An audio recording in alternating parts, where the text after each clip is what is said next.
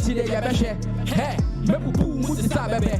Na menya sure se wu ya si mu bebe. Ucha uteke na Maria na wuri nam. Use wunia, use weni monyam, use menyenso, one menanam, osuru ni asasi, ene me wapam. Timi sida everade, bome hubain. Pio mu free me ni me na mami hubain. No mu liyo muti pim pim me whole time. Use ya fanche, nkama neti kwa babain. Still muti nothing I get, you makamate. Meko kase forget, emo me dawase. Na ono se ya red, neni mungu wase. Fata keniba, I know the pet, everade. Muna wenim na men fi na yesi unku ya unku ti me fi. Mi di ema ubi nti upeda me. Enti no go fio na wope ana akoleje. Hey, usi we na ma adwini ni. Usi we dia ba ubesi. Usi we dia na utubeji. Na ube useli bia ya dobiti. Usi we na ma adwini ni. Usi we dia ba ubesi. Usi we dia na utubeji. Na ube useli bia ya dobiti. Alliance invading. Releasing this one tomorrow. Keep it locked, man. Alliance to the world. Follow straight. I want this on the mic. Global thing. D. Big up all the Alliance squad. Keep flow. Alliance straight up. Newtown, Brian Nice. Straight. Big up. You ready for this one? For the ladies. Hey. Yandamo will be a debi. Ajinini boom scene speakers. Alliance invading. Yankee Jantu Yenshe BB test. Nyanko Pony Aye se. Awale Sonne. Osai Suma Wudobaji says, Ombe Uji, Missy Yabeko Debi. Eti Yabeji Yeni. Agroni Denti. And near Bessie Bessie. Yanda mo be a depi. Yanda mo be a depi. Yanda mo be a depi. Obi di betu ne bafu. Yanda mo be a depi. Yanda mo be a depi. Yanda mo be a depi.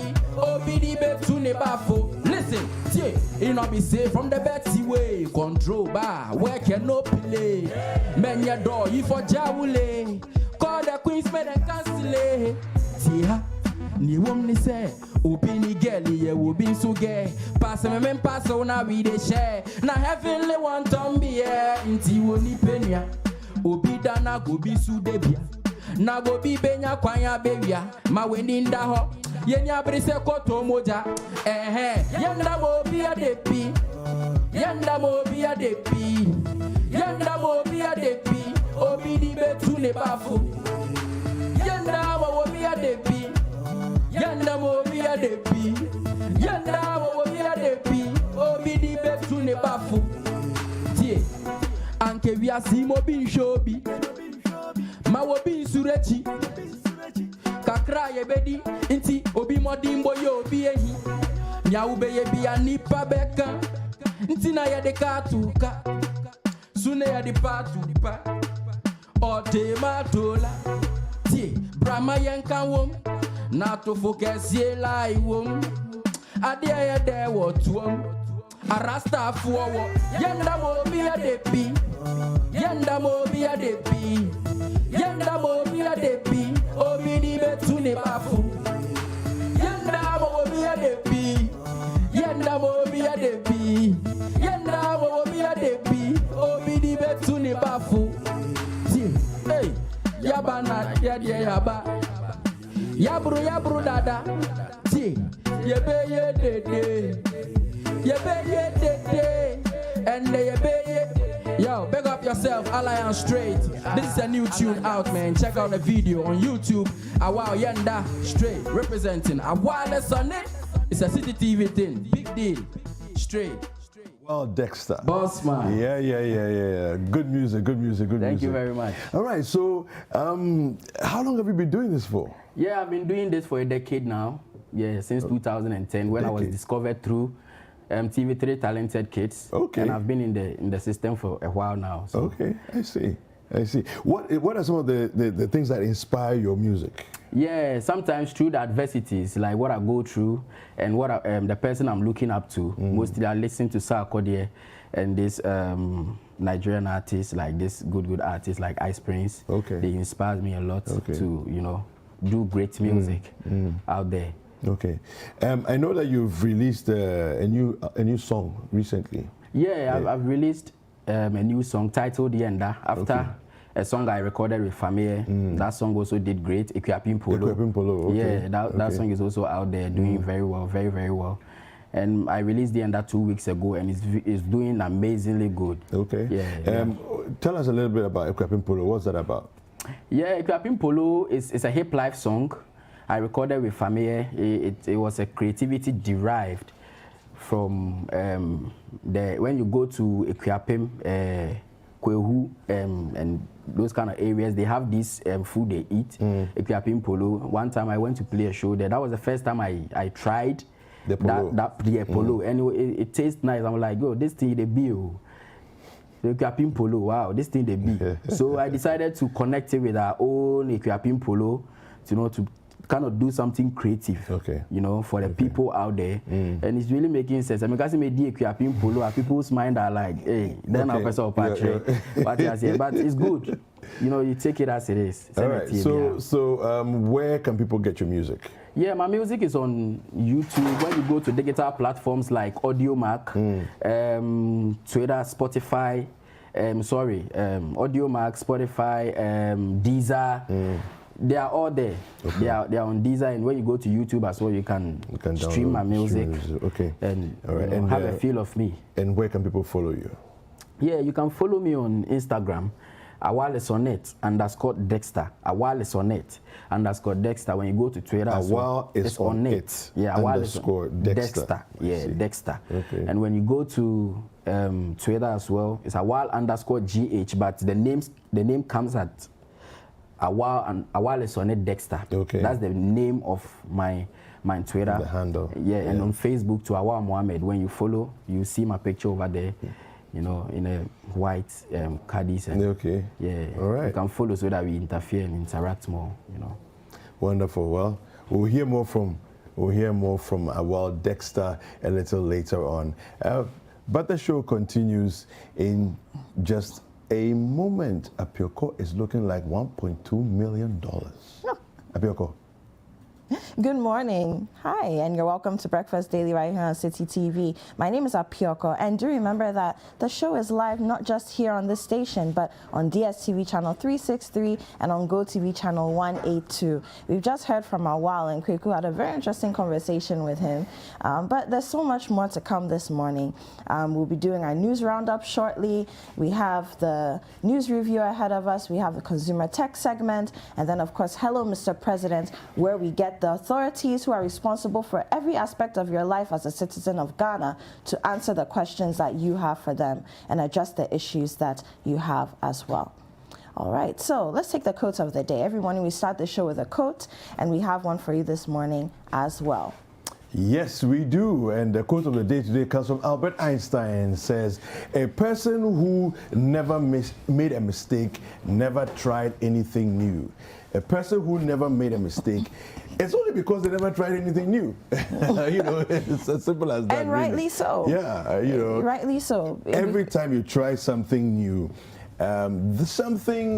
not everything will go right, and then eventually you're going to get it right. And there's a reason why we say we learn from our mistakes. Because when you try something once, human beings, we have the amazing ability to reason and to sort of put things into perspective from our experiences in life. So you make a mistake when you try something new. You don't get it right the first time. You go back, okay, I did it this way, it didn't work. I did it that way, it didn't work. And then before you realize, you're a guru or an expert at it, But if you don't try something new, you will not make mistakes and achieve near perfection at some point. Well, we want the viewers to know that the show is interactive, so kindly use the hashtag Breakfast Daily, and our WhatsApp line is 0550-585-832. That's the number to contact us on, and send us messages, your comments, your thoughts. We would like to hear from you for sure. Definitely. But David, this morning, I want us to talk about something that, it's been an issue. Okay. It's been an issue. And I keep saying this, you keep saying this on this show, you've kept hitting on it across all our platforms, we talk about it, that we need to be serious as a nation. And there are several things that we're experiencing as a Ghanaian people that I think we need to be doing better with. Can you guess what I'm talking about? Nope. Oh, no idea. No idea. Okay. So there's been this, let me just pull something up for you. Okay. Let me just pull something up for you. So we've been talking about the indiscriminate placing of fuel stations. Okay. Now, why am I saying this? Over the past few years, I mean, there was, I think it was 2 years ago, where we had the huge explosion at the Atomic Junction. Yeah. We still haven't finished paying the homage, quote unquote. Let me use that word to that. We had an issue at the Trade Fair Junction with a LPG gas station there. So many things came up. Fuel stations were shut down and closed. We had the explosion, the twin disaster at Circle in 2015. Let's even travel all the way back then. And what happened? There's a filling station there, and then when there was a flood, that was one of the disasters. We found out that the culverts were not covered properly. And so now the fuel is swimming in the water, and that caused an explosion, and people lost their lives. We still haven't finished dealing with the repercussions of those issues, and we're still finding fuel stations springing up in residential areas, next to churches, in the middle of market. Like, I don't even know what's going on. And we had this conversation about even LPG filling stations, so the gas that we use in our kitchens. We had this conversation about how people shouldn't even be allowed to just walk in and stand there very close to the tankers and be filling up their tanks, their cylinders. But we're still seeing that happening. Why is it that we speak about things, we make it sound very nice, and we think that the English will do the problem? It will solve the problem for us. I don't understand it. No, it's frustrating, because it's almost like we don't ever learn from our mistakes in terms of taking concrete decisions that will be permanent, and have permanent lasting effect. Now, we have a report on fuel stations. Let's take a look at that. We'll come back and continue the conversation. Residents of Abavana are protesting the proposed or alleged siting of a fuel station within their vicinity. Now, although the site faces the main Kotobabi Pig Farm Road, just behind it are a number of houses occupied by these residents. And so we're going to speak to the residents on the danger they perceive with the siting of, or the alleged siting of this fuel station. The area in question is located between the Kotobabi police station and the Abavana junction. Now, some of the residents here have lived here for over 40 years. And so we're going to speak to them now and find out what their concerns are with respect to the alleged construction of the fuel station. Yes, EBC filling station. Did you come who say a filling station or mobile senior? Me wo ha na me sister yi ebe ka kire me say wati say asase bi e wo ha na yaton na wati say yesi ebesi filling station na papa no e chiche sika mankrofo area ho enti obeka kire me na say because sade we dey hu office say me ti say baby ahisa na ye fie ha de area ha nipa dos wo ha na obesi filling station wo ha no kire bibi si a ye be den enti ye de ma ye pa jo say me de me mpre kra because sabi oba besia me ana ma ti fifire sa na me si me dan na me tim na wo kire bibi asem sa kosi a na me ye ne dan. So how long have you lived in this area? Okay, I've been here for 13 years. Yes. And my colleague has been here since during the 70s. Have you heard of any such thing in this area before? Filling station in this? No. So what are your concerns with this construction, if indeed it is true that this is a filling station that is being constructed? We are totally against it because it's quite dangerous. You see, at the moment, some of us, we are very old. We are old people here, and this the only place we have to reside. Now, if something happens and it's affects us, that means you are trying to deny us of all that we've acquired. One may argue that it faces the road, a major road, and so it shouldn't be a problem for residents behind it. What are your concerns? Issues. What happened at Medina or Zong, Atomic Junction? What happened at Circle? What happened at La? I mean, the fire will not only happen in the vicinity of the filling station. It goes beyond. And that is our concern. Tell us what you think. Does this scare you, if indeed it's true? Yes, it scares me. And I mean, I don't understand. Look at this pig farm, this stretch of the road. We have just 2 filling stations just few meters away. What's the necessity coming to create another one here? In a residential area. It's so dangerous. If it can be another project, we don't mind. Even a public laboratory, we don't mind. But this one is too dangerous. Now, if you're saying what now? In fact, if you be since I'm 81, and the Matrache. Yo, now say I'm passing Obi Besi filling station. Who are drinking on this? Oh, Debbie, me abroad, is my abroad. Me nine, me nanti papa. And say, yeah, Obi baby wahana, meti poa, meti me granny. To place the issues in context and bring you a better understanding of the concerns of the residents, let's give you an eyewitness account of what happened in 2017 during that explosion at Atomic. I didn't want to say, Tama gas and a bano. Okay, I say, me do Mujano, Misso, minimum said, Tanka run up a catching a for her that I say, gas and lick into a moon journey. The day, yet you hope. Tama, you will say a gas and a jawa has it. I said, I could tomo, and Sana didn't a brasty and Sana, in a yedi bricana, edi etuaswa. Amito, foundation you are hunting, Midiani and an emito, foundation in a minani feature, and a power winner.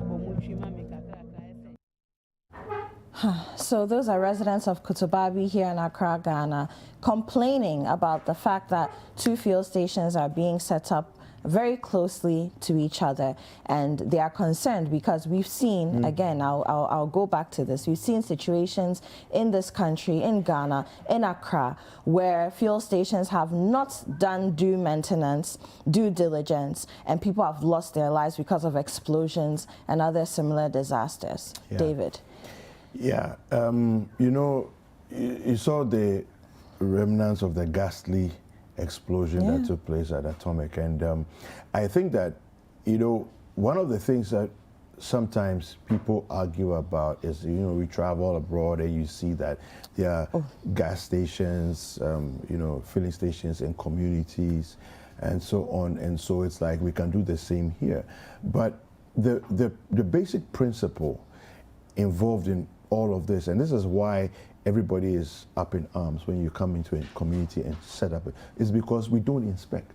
Right. Okay, when we do inspect, people pay bribes. We know this. It's not. It's not. It's not news. It's not even an open secret. No, it's not. Yeah, exactly. You know. So this has gone on. You know, I remember the time when the Circle disaster happened. There was a gas station at mile 7, a Goyle.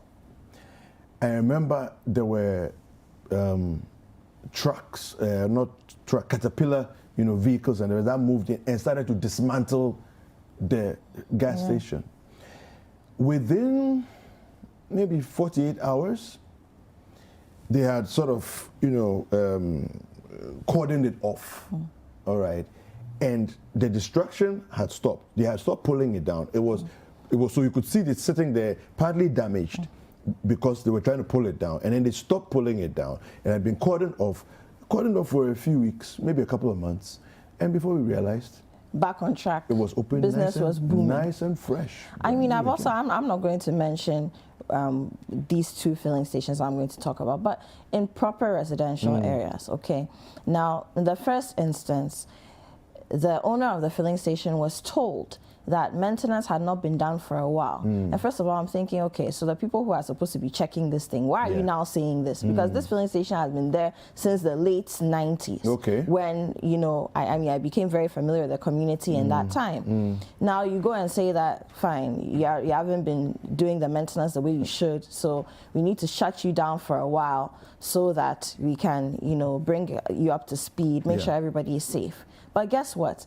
They're drilling and working on this place, and the shop on the premises is still open. So people are still driving in, parking their cars, and buying things. Now here is me, who is too known, right?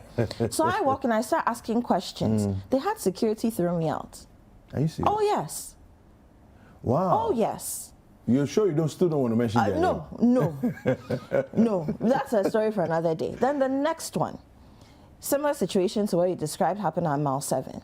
Very popular filling station, and we were told that there were things going wrong with the culverts and whatever, so they had to re-anchor them, because you know it's not just about covering them. They need to be well anchored, secure, so that you don't have any gas leakages, you know. And then this thing is going on. They've been told, look, you need to work on this.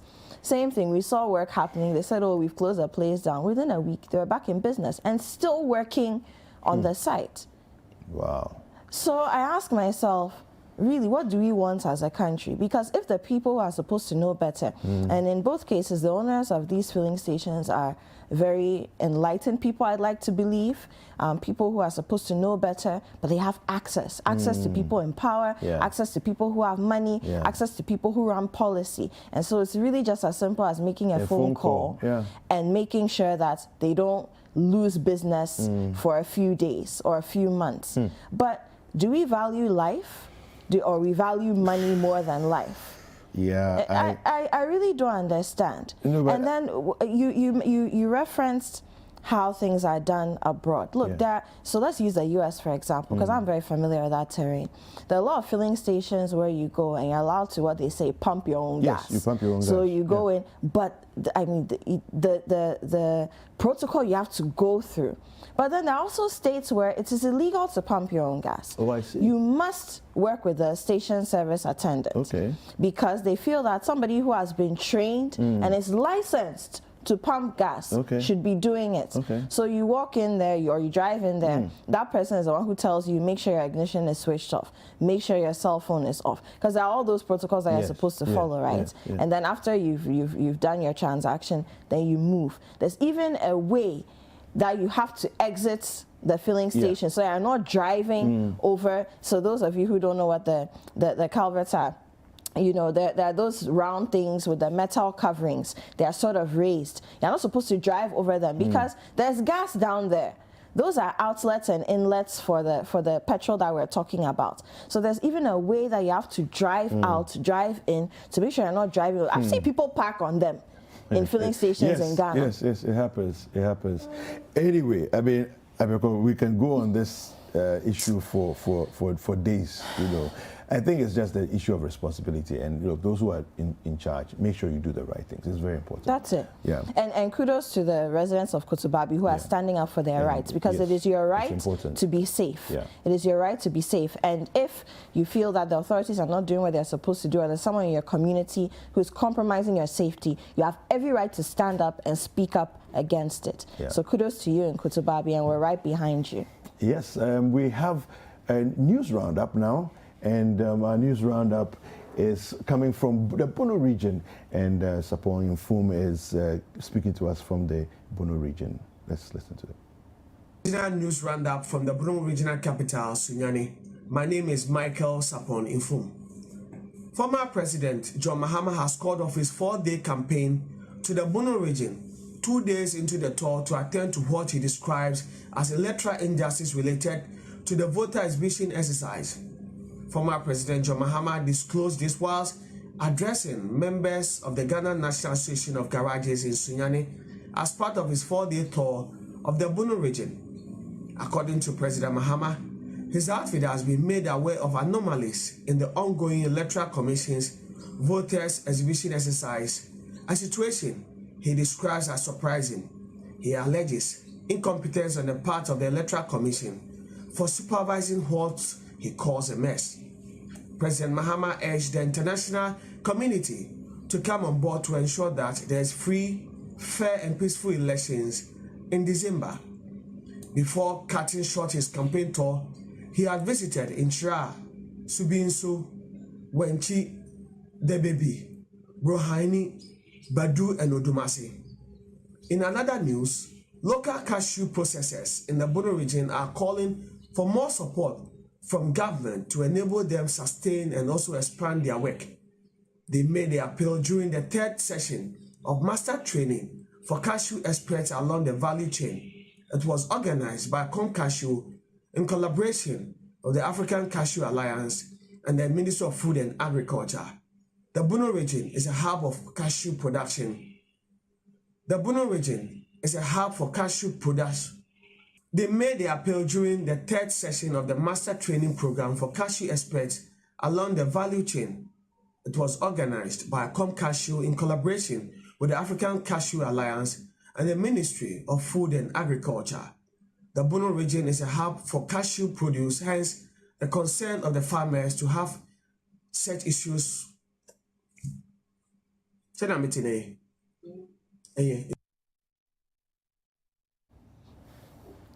Welcome back. So, very shortly we'll take our news review. Yeah. And so, let's go for a quick break. And when we come back, we delve into the news for the day. Yes. My name is David Kwekusechi. And my name is Apiorkor.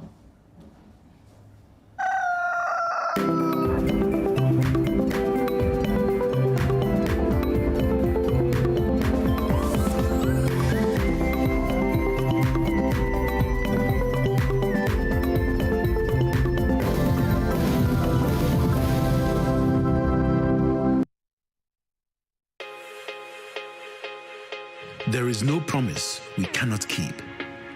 There is no commitment we cannot honor. There is no delivery we cannot guarantee.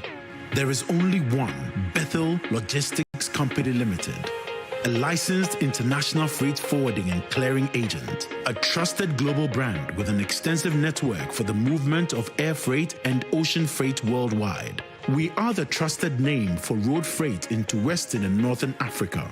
We are fully accredited by Ghana Customs and Excise. We cater for all your freight forwarding, customs clearing and forwarding, cross trades, inland transportation, internal cargo tracking systems, customer freight costing and consultancy, cold chain logistics management, logistics and warehousing, quality inspection, and much more. In Accra, Tema, and Takrady, we are always available to ensure easy movement of cargo countrywide. Call us on 0204 528 900 or 0244 707 859. Email info@bethellogistics.com. Locate us in Accra at North Ridge, adjacent Accra Girls High School, or in Tema at Community 4, or in Takrady on the second floor of the GCB building. Website bethellogistics.com. Bethlog, experts in shipping logistics.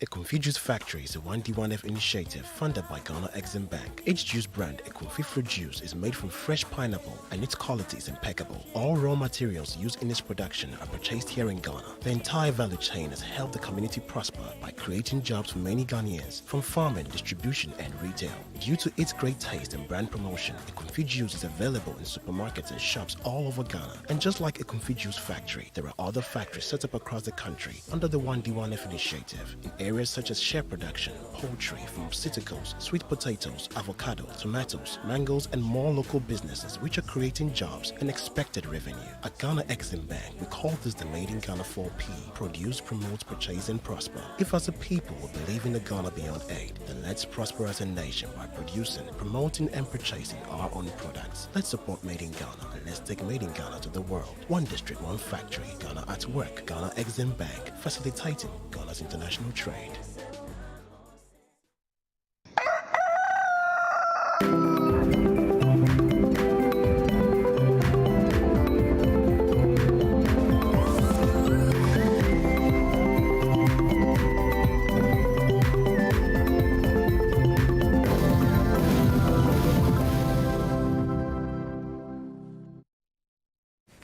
Welcome back. You're still watching Breakfast Daily right here on Citi TV. My name is Apiorkor, and it's time for the news review segment. And so we'll get straight into the headlines, starting with the Ghanaian Times. Government calls crunch meeting today. Efforts to resolve ongoing strike action by nurses and midwives. And this is coming in from, we have a picture here of Dr. Okuboy, who's the Deputy Health Minister, and NLC, FWSC, and other allied health associations will be in attendance, and you can catch that in the Ghanaian Times on page 13. We also have on the front page of the Ghanaian Times, President hands over 10,000 hospital beds to the Health Ministry, and that's on page 12 of the Ghanaian Times again. And then court orders EC to register NDCPC for Cape Coast, and that's on page 3. Moving on to the Custodian. Akufo-Addo promotes quality health care. He presents 10,000 beds to hospitals. So another version of what we've seen in the Ghanaian Times. And that story is on page 2 of the Custodian. Also in the Custodian, Bawumia inaugurates Oti and Northern Region House of Chiefs. And that's on page 2. And then Drivers Union warns NDC over Okada jobs. That's also on page 2 of the Custodian. And then on page 3, NPP exposes NDC's monkey shines. That's in the Custodian on page 3, so you can find that there. Moving on to the Finder. Nurses strike impedes healthcare delivery. That's on page 4 of today's edition of the Finder. Over 2.5 million youth positively impacted by Akufo-Addo government. And that's what the youth agencies are saying. And you can read that on page 5 of the Finder. Nurses at police and 37 military hospitals not on strike. And that's on page 2 again of the Finder. 10,000 beds for hospitals. President Akufo-Addo commits to end the no-bed syndrome. And that's on page 8 of the Finder. And then also on page 8 of the same newspaper, government supports entrepreneurs with disability with 200,000 Ghana cedis from the COVID-19 relief grant. And now let's take a look at the daily graphic. Again, President presents 10,000 beds for distribution to hospitals. That's on pages 16 and 17 of the daily graphic. And then we also have EC to split polling stations with over 700 registered voters. And that's on page 3, again, of the daily graphic. Then top-up pensions of 2020 retirees, the TUC is saying or asking. And it begins on the front page of the daily graphic, and the story, you can read the rest on page 3 of the same newspaper. And then a very sad story coming in here. Man stabs girlfriend to death and then commits suicide. And that's on page 13 of the daily graphic. Let's look at some of our headlines from our websites as well. So on citinewsroom.com, voter registration exhibition, NDC's missing names claim baseless, and that's what Evans Nimako is saying.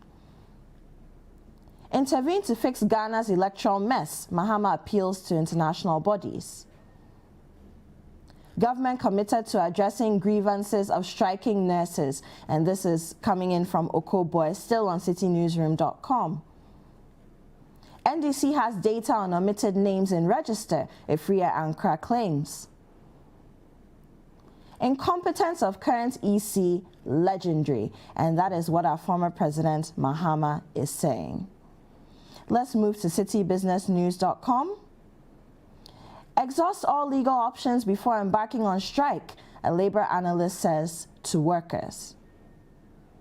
Black Shield customers threaten demonstration ahead of payment of funds of 20 FMCs.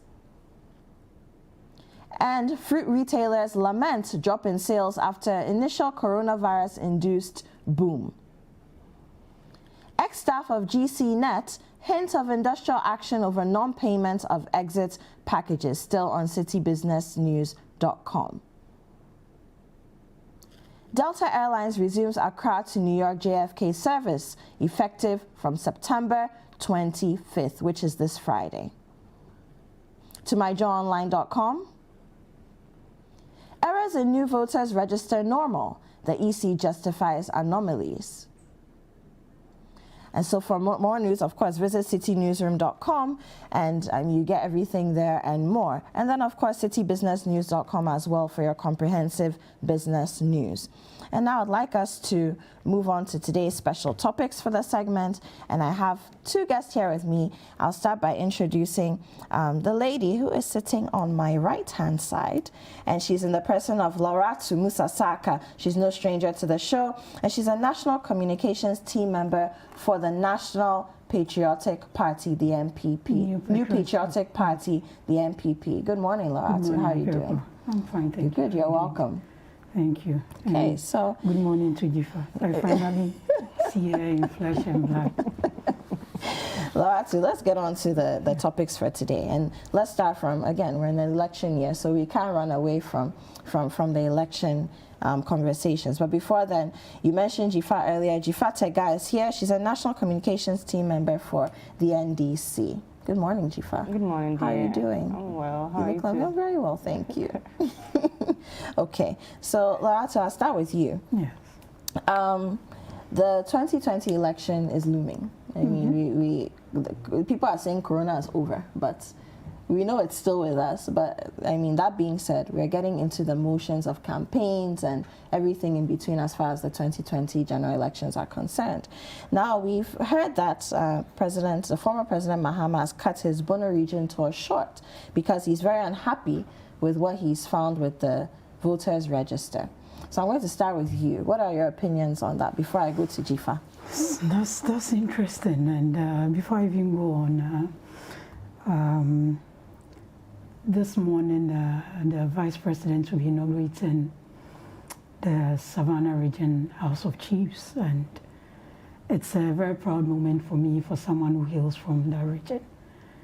He will be inaugurating the House of Chiefs and will also be cutting sword for the office complex and the bungalows for the House of Chiefs. And congratulations on that feat. Thank you. It's something that Savannah region we were fighting for over 40 years. And Nana Addo Dankwa Akufo-Addo has made it possible. So it's a really proud moment for us, and we are grateful to him. But to move to NDC and their flag bearer, Mr. Mahama, it's quite interesting. He seems to be unhappy about a lot of things. He's livid, actually. Well, he's been livid for quite some time, and it's amazing for someone who left government barely 4 years ago. It's interesting. That's not the first time he's, should I say, truncating or suspending his campaign or activities. I remember in February 2019, he did same. I think he was in Volta region and had to suspend. Just recently in July, he did same. And I mean, twice is a coincidence, but third time is becoming a trend. And we just need to be honest with each other, because the work that is going on there. And this is a region that Nana Addo Dankwa Akufo-Addo ensured was created after so many years of That's the people. Bono region. Yes, the Bono region. And you know, regional levels are the first level of subnational development. So for a president with such vision to split these regions for easy management to enhance development, he obviously won't be getting the kind of attention, because this is something that the people in there have been looking for. I mean, how old is Bono region? Let's even say it was part of Brong, Ahafo then.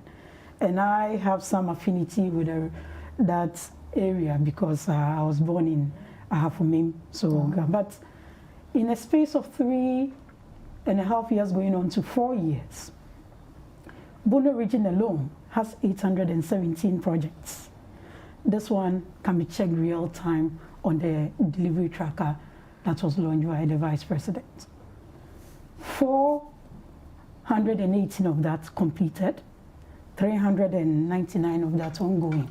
And out of that, 133 are in the educational sector. I mean, we have our flagship program being free SHS. Do we have a breakdown of some of these projects?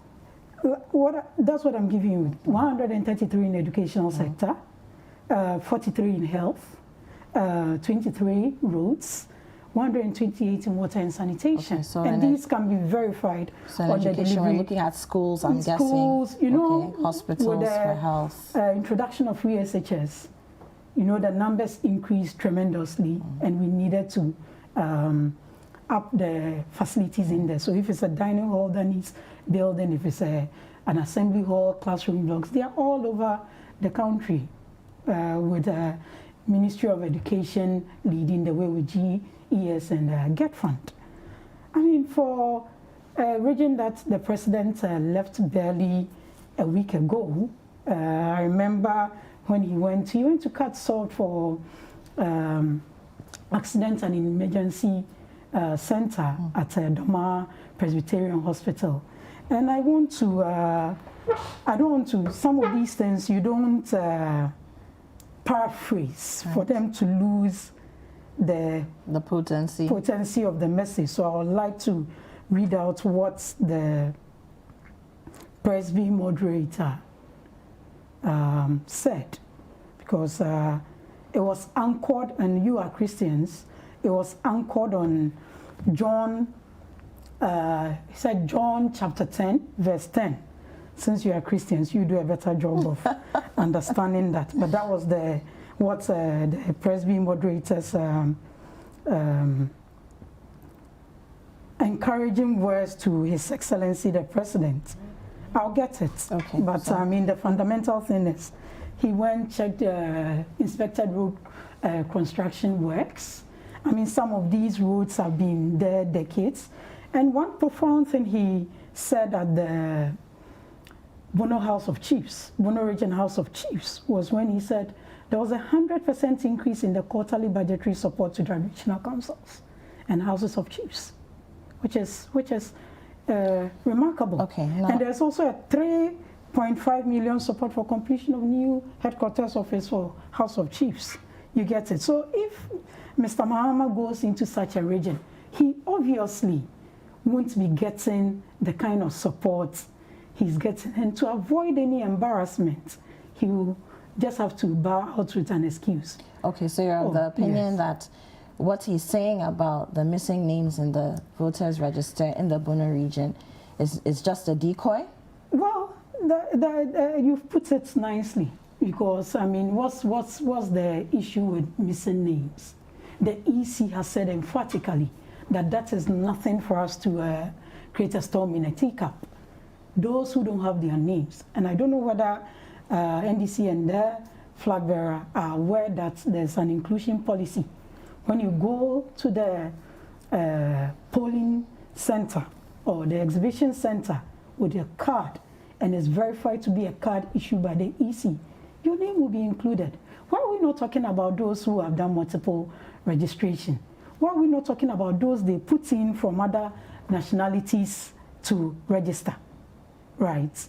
Why are we making it smart? This was the same attitude they used when we were going for the new register. Some even threatened that if the register is compelled, they should be castrated. They are still walking around, still not castrated. You get it? They threatened war, they threatened all kinds of chaos. But what is it now? We had a peaceful thing. And during that process, he had to get back into his room. Mr. Mama had to, one of the days, get back into his room. That was during the registration, with the excuse that people are not following the COVID protocols. We also what happened at the center. So I think it's high time, you know, when you don't fulfill your promises and you're not truthful to people, these are some of the excuses you give. Because if he had kept faith with the people, been truthful to the people, he wouldn't be getting out of a place saying, register, is he the one going to clean up the register? Or they don't have officials.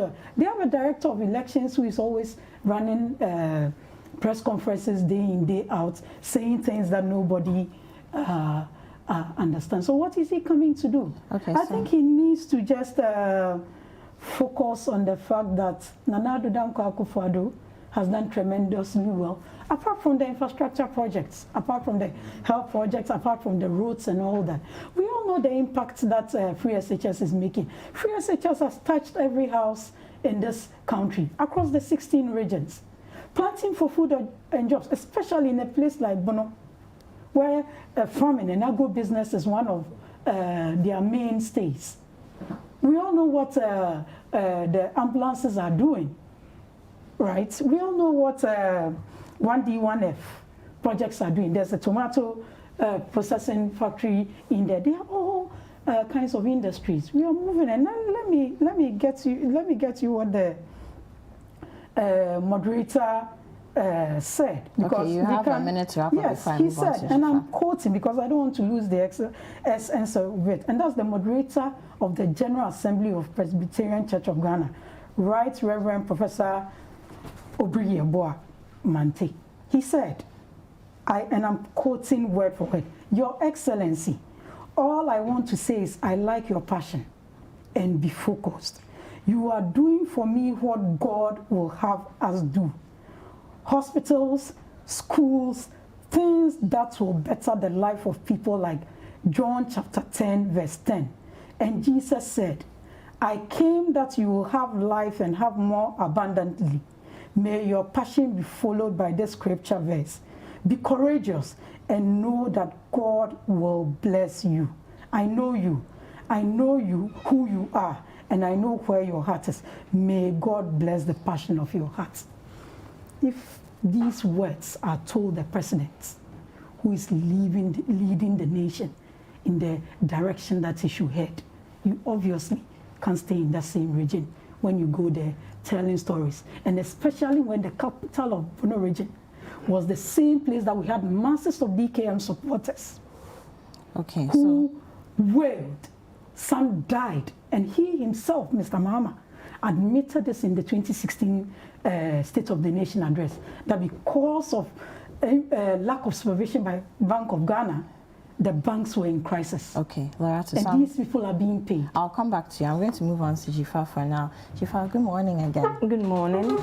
So, still on the situation where your flag bearer, Mahama, has cut his trip to the Bono region short because he's very unhappy with the situation that he says he's found with the voters register and the exhibition of same in that region. What do you have to say on that? Good morning once again. Good morning to Loretta here. It's nice seeing her in person. Good morning to His Excellency John Dramani Mahama, a very, very visionary leader. We are very proud of him. Let me just go straight to the point. I was very interested in some of the comments my sister here was passing. Let me even start from the last about the DKM. We being in Bono region, and the fact that a lot of people have suffered from DKM.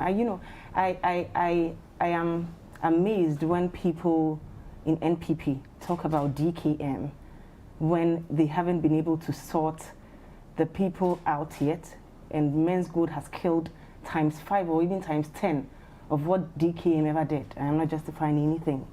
And then you have the effrontery to talk about DKM. First of all, let me say that Mahama had an unprecedented welcome when he went to the Bono region. People are yearning for him. People love him, and people have realized the mistake in what they did in 2016. And that is the kind of welcome they gave him. If Loretta doesn't know, she can go back and then find out from the various news platforms that he was welcomed, like in the way that a king should be.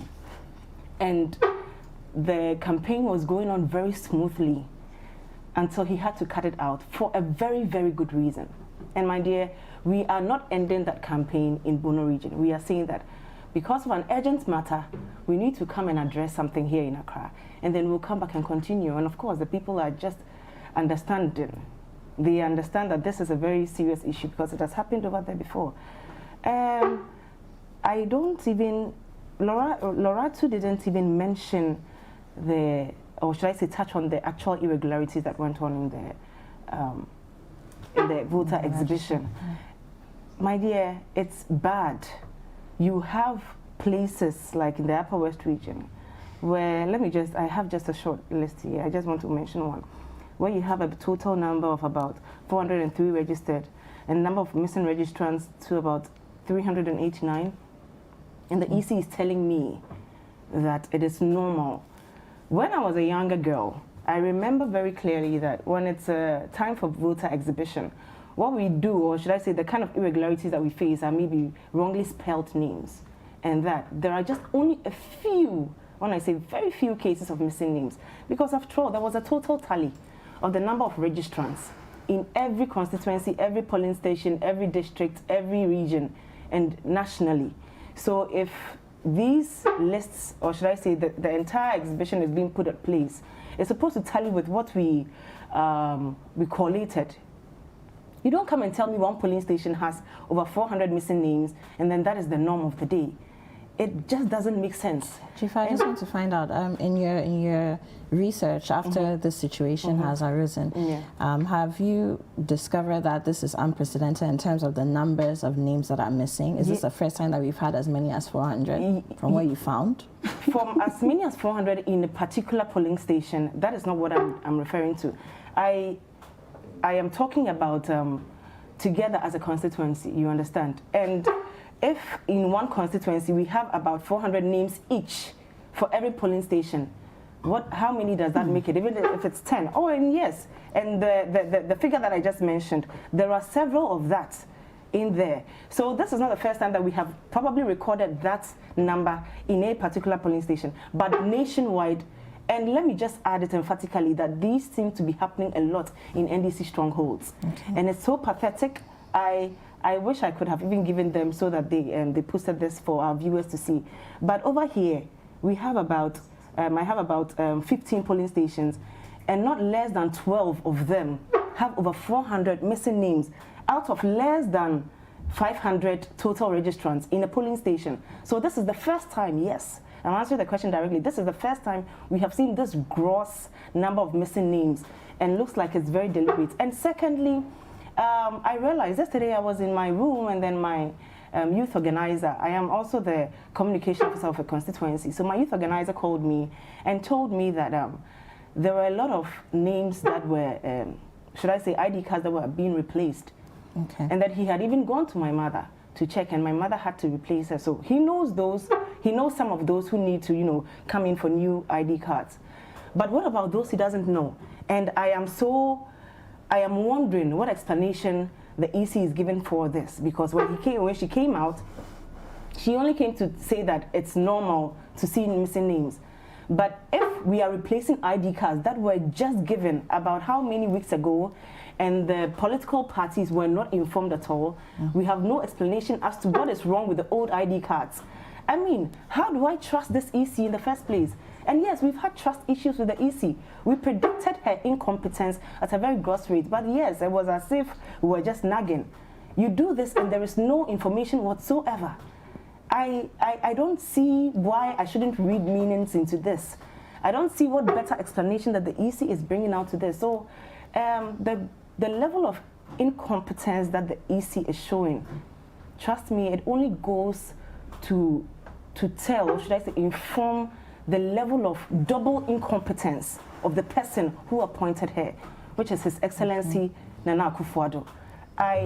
If my flag bearer has left Bono region, given a very reasonable, or should I say tangible reason as to what he's come to do in Accra, and that would return, I don't think this is so strange at all.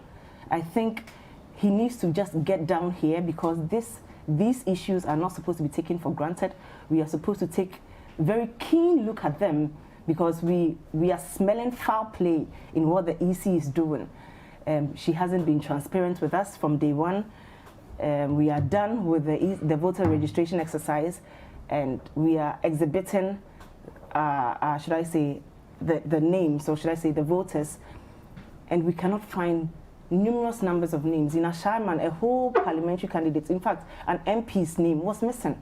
But I tell myself, after you collate a whole register, you know that the reason why it stays with the EC for some time before they bring it out for exhibition is they do some checks.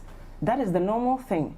So I'm asking, were there any checks done that you see a polling station that has just a little over 500 registered voters, and then you present less than 20, or should I say there is over 400 missing voters? I'm wondering what work did they do at all?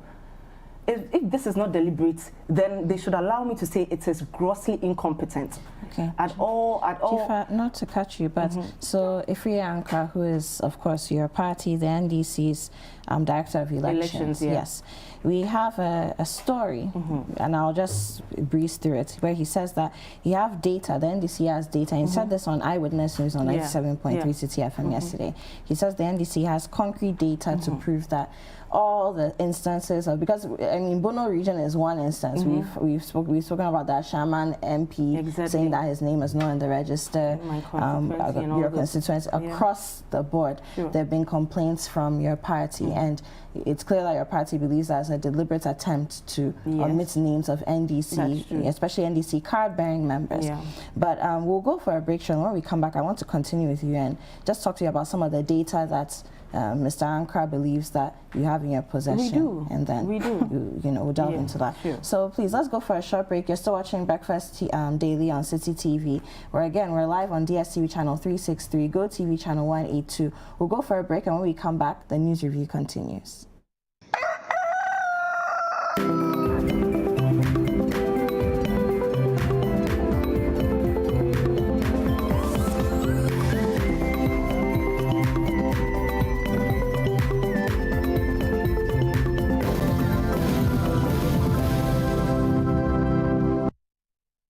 Close-up deep action with antibacterial mouthwash formula and deep cleaning gel.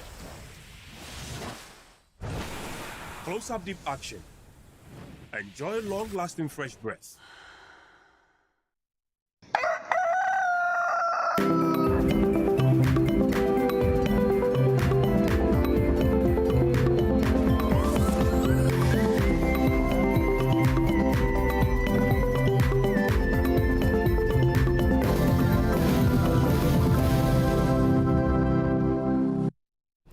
Welcome back. You're still watching Breakfast Daily right here on Citi TV. My name is Apiorkor, and we are in the middle of the news review segment on the show. Do stay interactive with us. Use the hashtag Breakfast Daily, and of course, our WhatsApp line is scrolling across the screen. You can stay in touch with us there as well. Send your comments through, and if you're texting us from beyond the borders of Ghana, prefix the number with the country code +233. So before we went on the break, we're talking about the Jifao, speaking to you in particular about your flag bearer of the NDC, Mr. Mahama's short visit, and it wasn't meant to be so, to the Bono region, and because he's unhappy about what he's discovered with the voters register, their omitted names and what have you. Now, in 2 minutes, before I go back to Loratu, I just want to you to delve into the data that Mr. Apiorkor, your Director of Elections, says he has, and you says you've also come across it. Where have you found this data, and what does it look like? Okay, I didn't say I've come across it. I said I am aware that we have. Okay. You understand? Coming across it means that probably I have even seen it with my eyes. Exactly. So from the onset, we never trusted the EC, and it is no news. We still don't trust the EC anyway. We suspected that the kind of, should I say, passion with which the EC was insisting on doing this registration exercise, despite very limited, or should I say few reasons, tangible reasons as to why she would want us to go through all this. We realized that there's an agenda, hidden somewhere. That is us. That is what we realized, and we haven't changed our mentality then. So we decided to go according to follow them foot by foot, and make sure that whatever that they have, we do have. And so that at the end of the day, if we ever experience such a situation, and then we need to, should I say, look through the difference, or should I say compare or provide proof, we wouldn't say that we are just speculating. So our party leaders took it upon themselves to track the whole process, and then accumulate data from within We had people who did that with us, and our party has that data in hand. Okay. And as these things happened, I mean, as you were saying, in exhibitions, you are likely to find 1 or 2 issues, which is not very strange.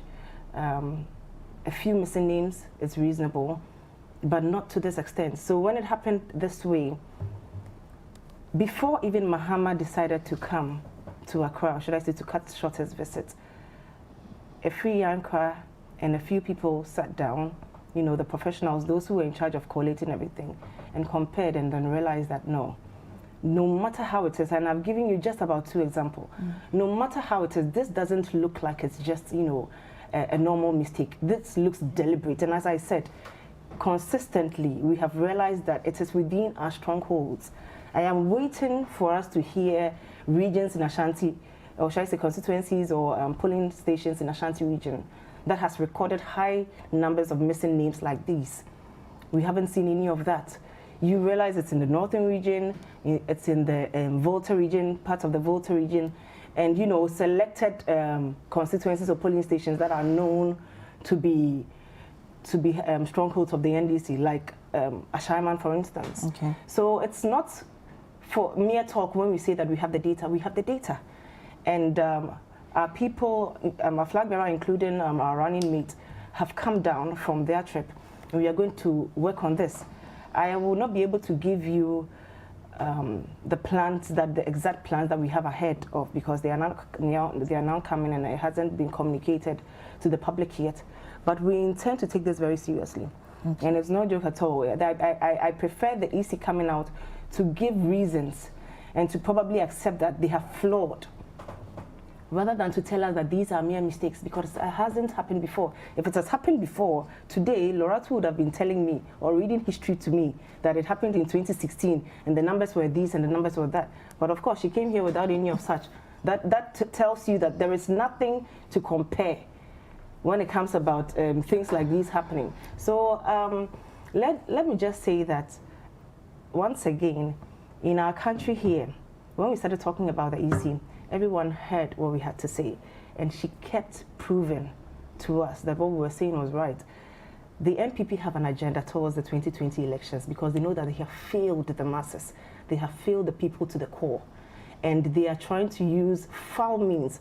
That was why they removed Madame Charlotte Osei for reasons of procurement and brought a triple incompetent person to replace tell me to do, I do kind of person, to replace Madame Charlotte Osei. And then we have an exhibition exercise here that has gone ablaze for no particular reasons whatsoever, and it only points into the direction that NPP has something that they want to do in the 2020 elections. But we are just assuring Ghanaians, passionate Ghanaians, that the NDC will never sit and cross our arms for the incompetent NPP government to come and play jokes. Okay, Jifa, I'll come back to you. Thank you. And I'm sure in the coming days we'll see some of that data that your party has discovered concerning the voters register. You'll see the comparison. And then also just to clarify something. Earlier, before the break, you mentioned that the DKM customers hadn't been paid. Somewhere last week, the president mentioned that they'll be paid by the end of September. So we'll keep our eye out for that as well. I think I heard when the president said it, but it's so unfortunate that the president is only realizing... September is ending next week, so let's see. Yeah, let's see. And it's obviously one of his numerous lies.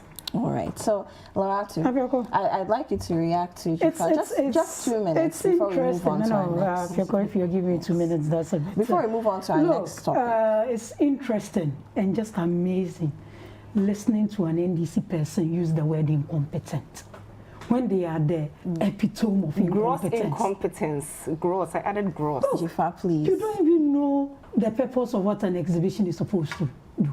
Why do we have an exhibition? Why is it stipulated in the Act? Because of some of these issues. It's a system we are using. It's not God who is sitting at the EC. Data transfer issues can be a problem. There are people who are on exception list. There are people who are on multiple register list. Right. You go to the center just to verify, so we don't have some of these problems on election day. That is why we have an exhibition. That is why an exhibition is held. And the reference she made to a shaman. Look, I don't sit here to speak for the EC. And I won't sit here and I won't come here carrying EC data. Because this particular administration at EC has been the most interactive. Their social media platforms are busy. They engage with the media regularly. This is an EC that has nothing to hide. The Ashaman MP issue, the EC has released a statement. They released it a day after, 19th September. It's on their Facebook, it's on their social media platforms. I'm sure if you want a copy, you can get a copy. And they outrightly said that was false, and even attached a copy of the section of the register that the MP's name is in. So what are we talking about? But it's not surprising. For a party, hitherto, their communications direct officers were propaganda secretaries. So you shouldn't expect much from them. For Jifa to sit here and say she's a communications officer, she obviously, how can you be talking to data you haven't seen?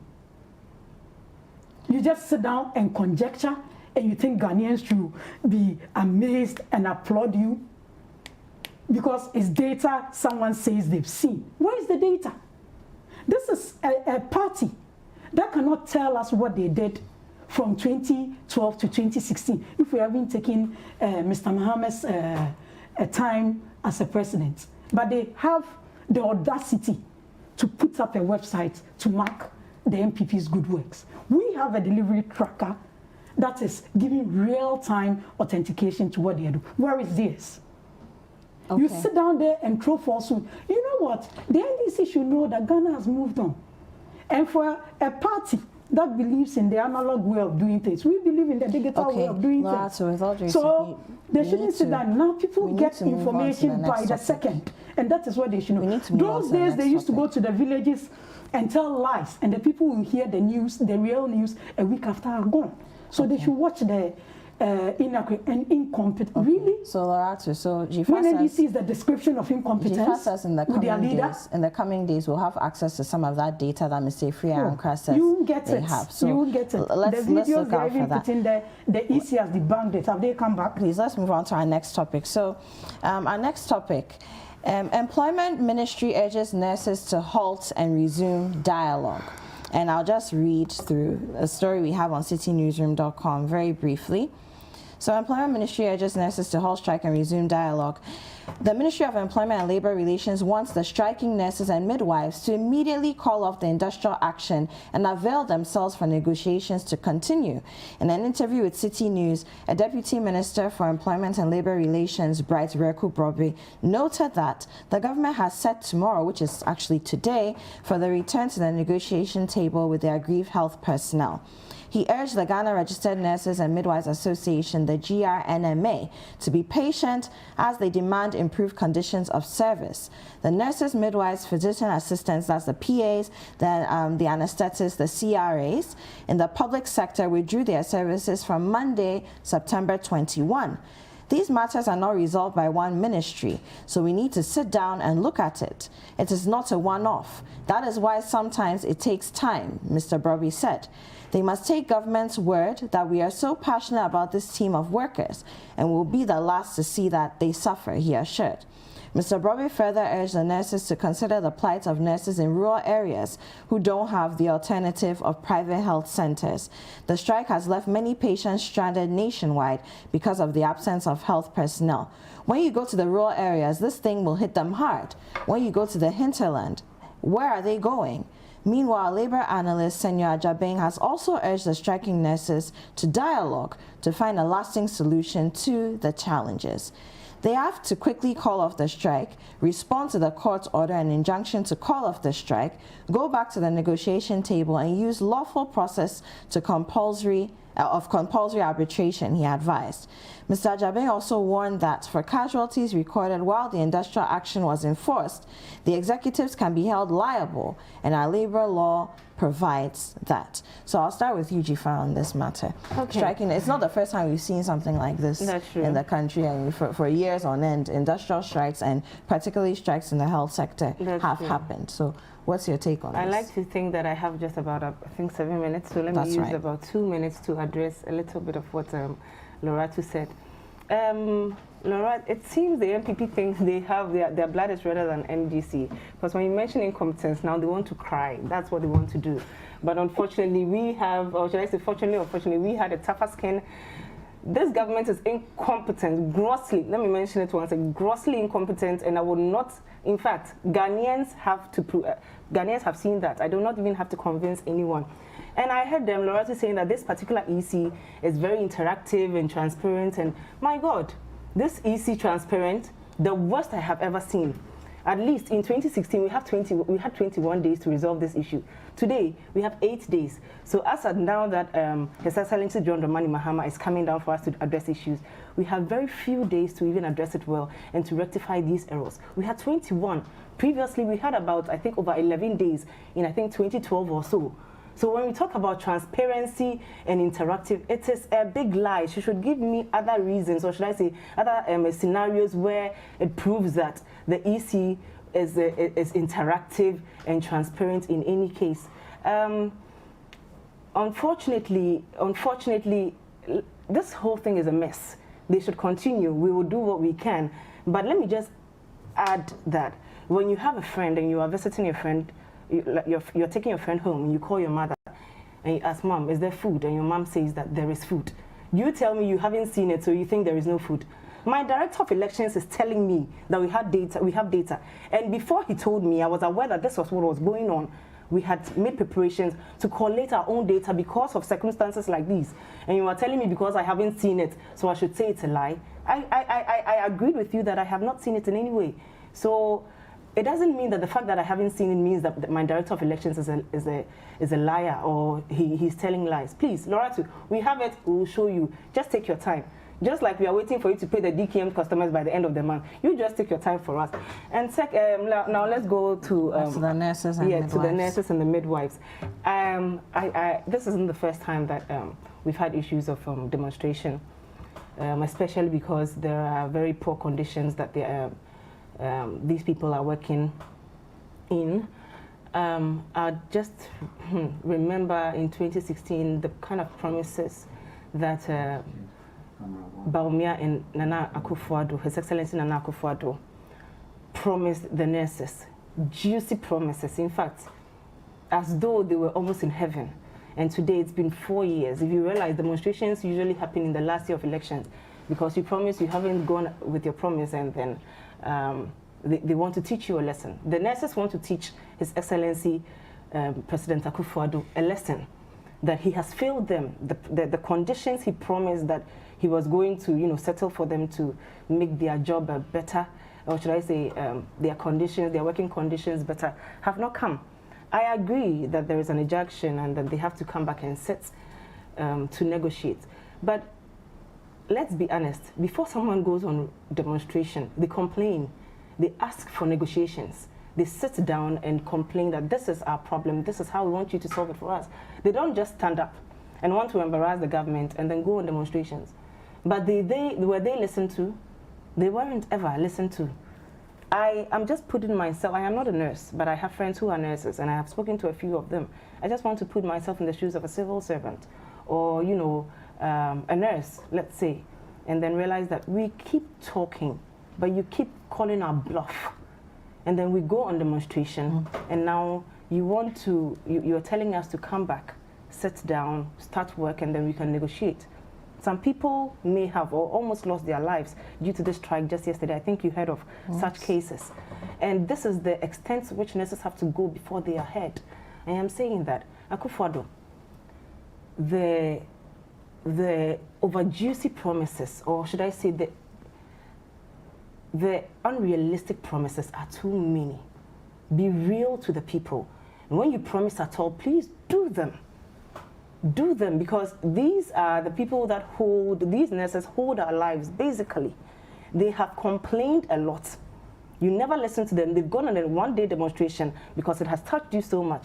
Now the court has to put an injunction on their demonstration. They have to go back and work. I have nothing to say, but the government should actually attend to them, because if they go gaga, we are all dead somehow. Our family members are dead somehow. So I agree with what Senor Ajabin might have said. I agree with the court's injunction because we need these nurses back. But I'm saying that they did what they did because they were not being listened to. It's high time the government starts learning from His Excellency John Dramani Mahama in these issues. I mean, attend to it. And if you know you cannot do it, don't promise it. I was waiting for their manifesto, when we were waiting for their manifesto, hoping that they pour in more of their unrealistic promises. And this year, it was almost empty because they have learned their lesson. Ghanaians are over-disappointed because the promises were too many and they haven't even been able to achieve even 20%. If you talk, they will say free SHS. If you mention anything free SHS, that is their only trump card. They keep blowing our heads with free SHS every time. But the cases of mishandling of these government officials, of these citizens, are proving that nothing at all has been done in this government. So I plead with my sister here, Loratu, please, the next time you see the president and the heads over there, you tell them that they should back up. There are so many things that they have to do. Ghanaians are disappointed. I doubt they have any time to rectify their errors because we are kicking them out pretty soon in by the middle of 2020 December. But probably when they go and then they come after some years, they will learn their lessons here. Okay, so Loratu, nurses and midwives are striking. Yes, Apiorkor, I think Jifa needs to come down. I think their moral audacity is overwhelming. This is a government that took us to IMF, froze public sector recruitments, and we had a backlog of nurses and midwives from 2012 to 2017. And you want to talk about, you want to call the EC incompetent. Amazing. You want to call Nana Addo Dankwa Akufo-Addo incompetent. You couldn't pay nursing training allowance. You couldn't pay teacher training allowance. You said you sponsored over 30 adverts against free SHS. Now that is done, you say you're coming to do what? Review it. This is the kind of incompetence we are talking about when we are talking about the NDC. Look, I have spent most of my working life so far in the health sector. And things like this break me because I've seen people lose their lives, not even through strike, but just by the fact that a nurse or a midwife or other health staff were just not there on time. So this is not something that we should try to score cheap political points out of.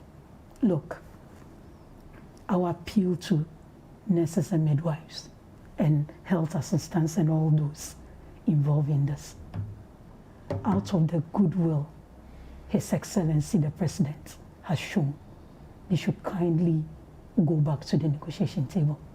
We agree. Timing is everything in every venture, and the timing is right.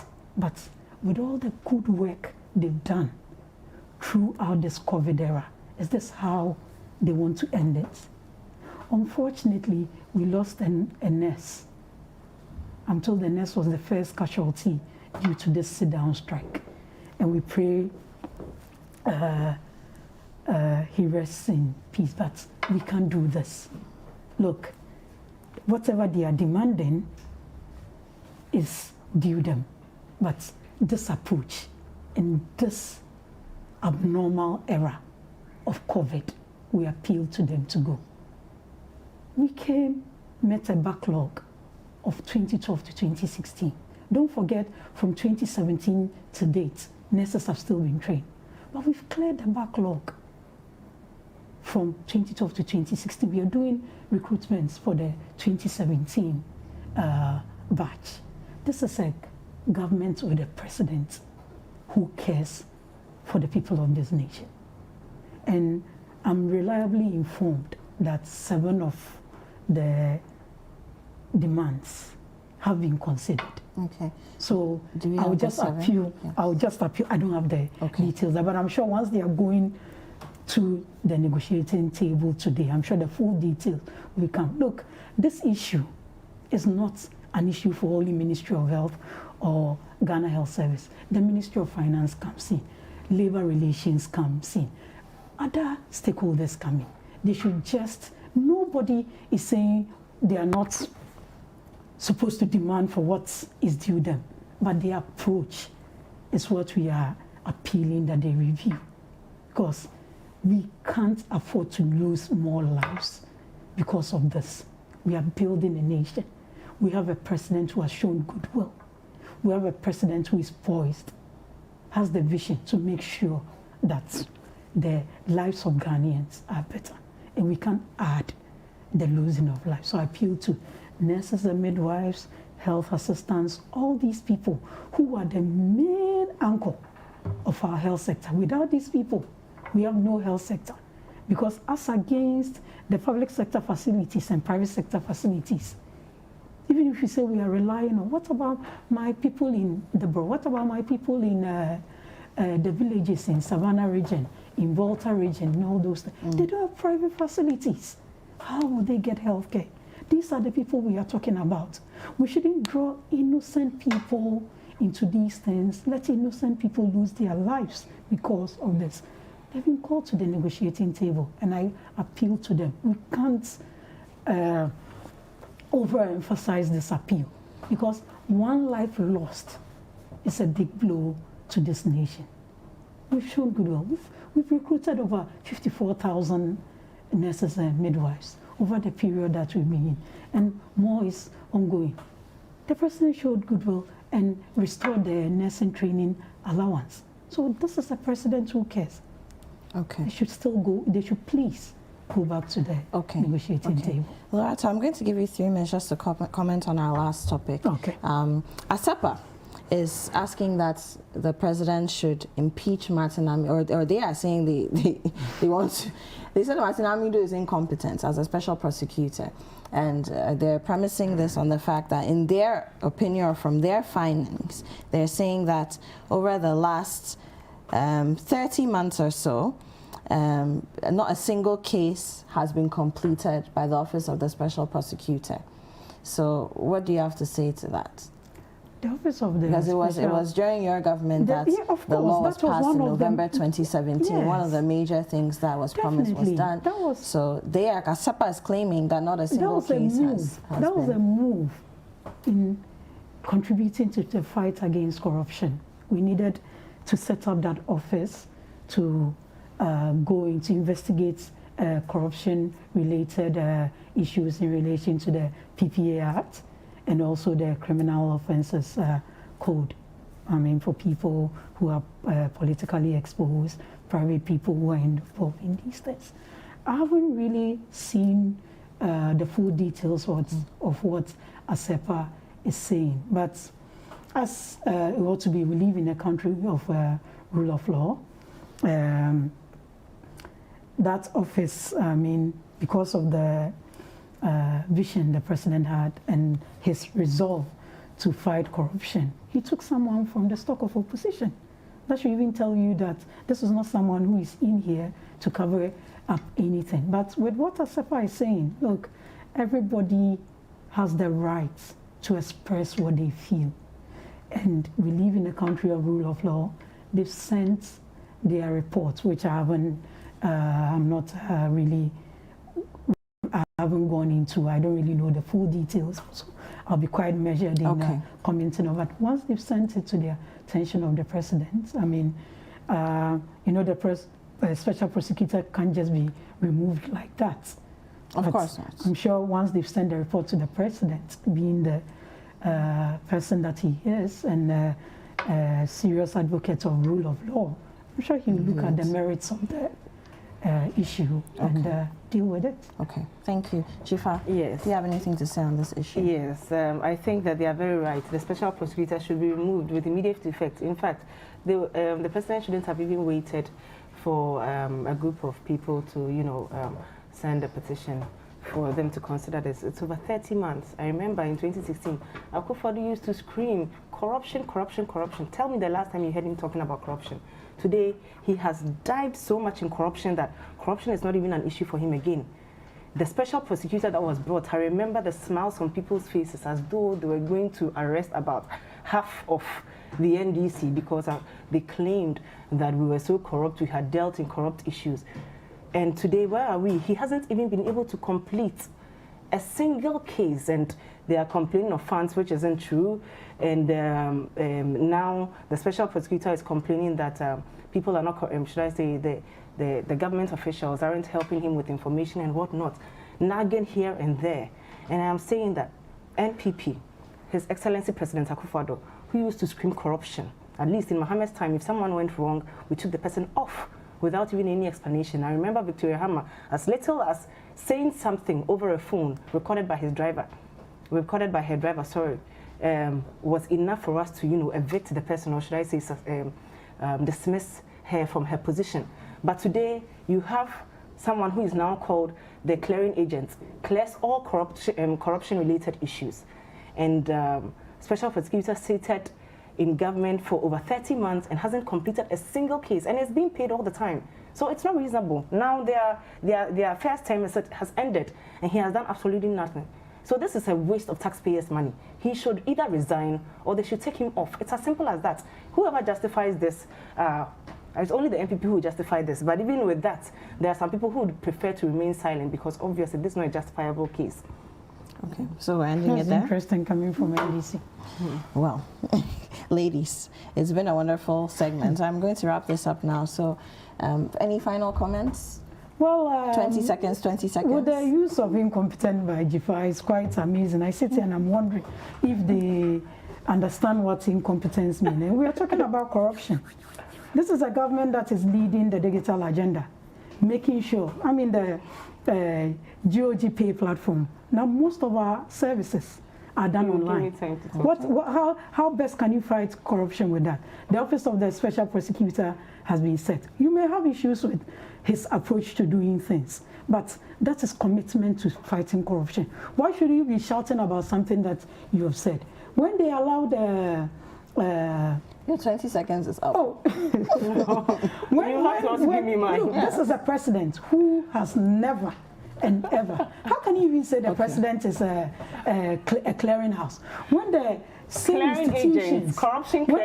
institutions like the Auditor General's Office have said on public platforms the kind of support, the unprecedented support that the government of Ghana, we can never take incompetence out of NDC.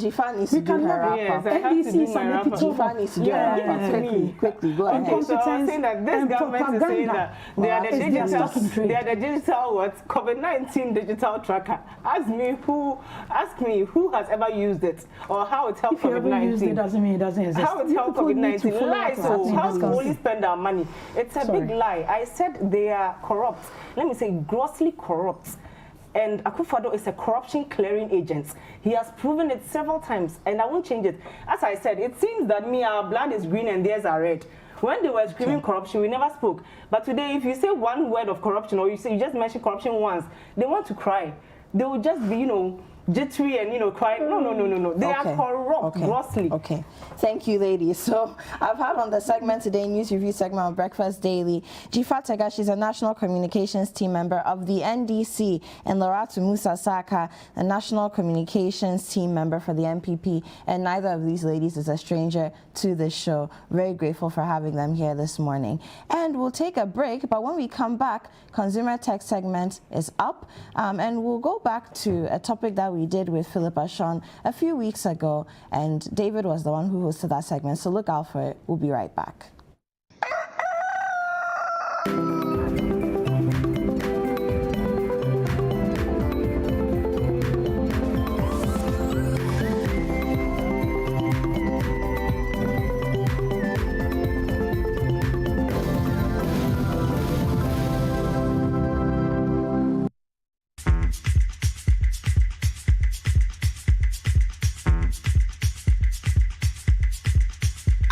Some money, but I ain't giving it to you.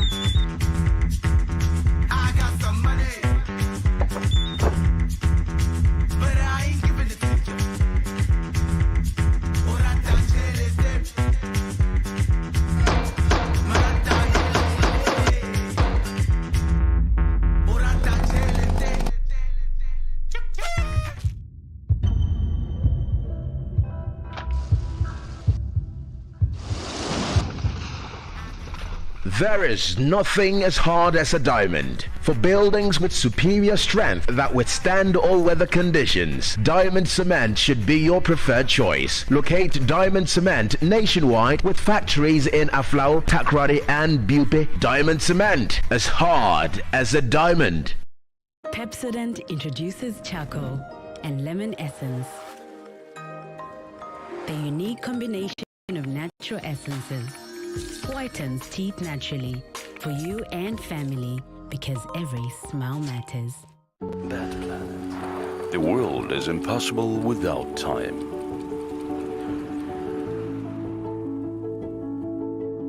That planet. Time is endless motion.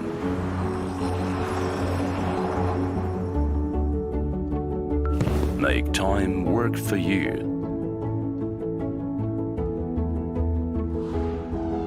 Bet Planet. Time to bet.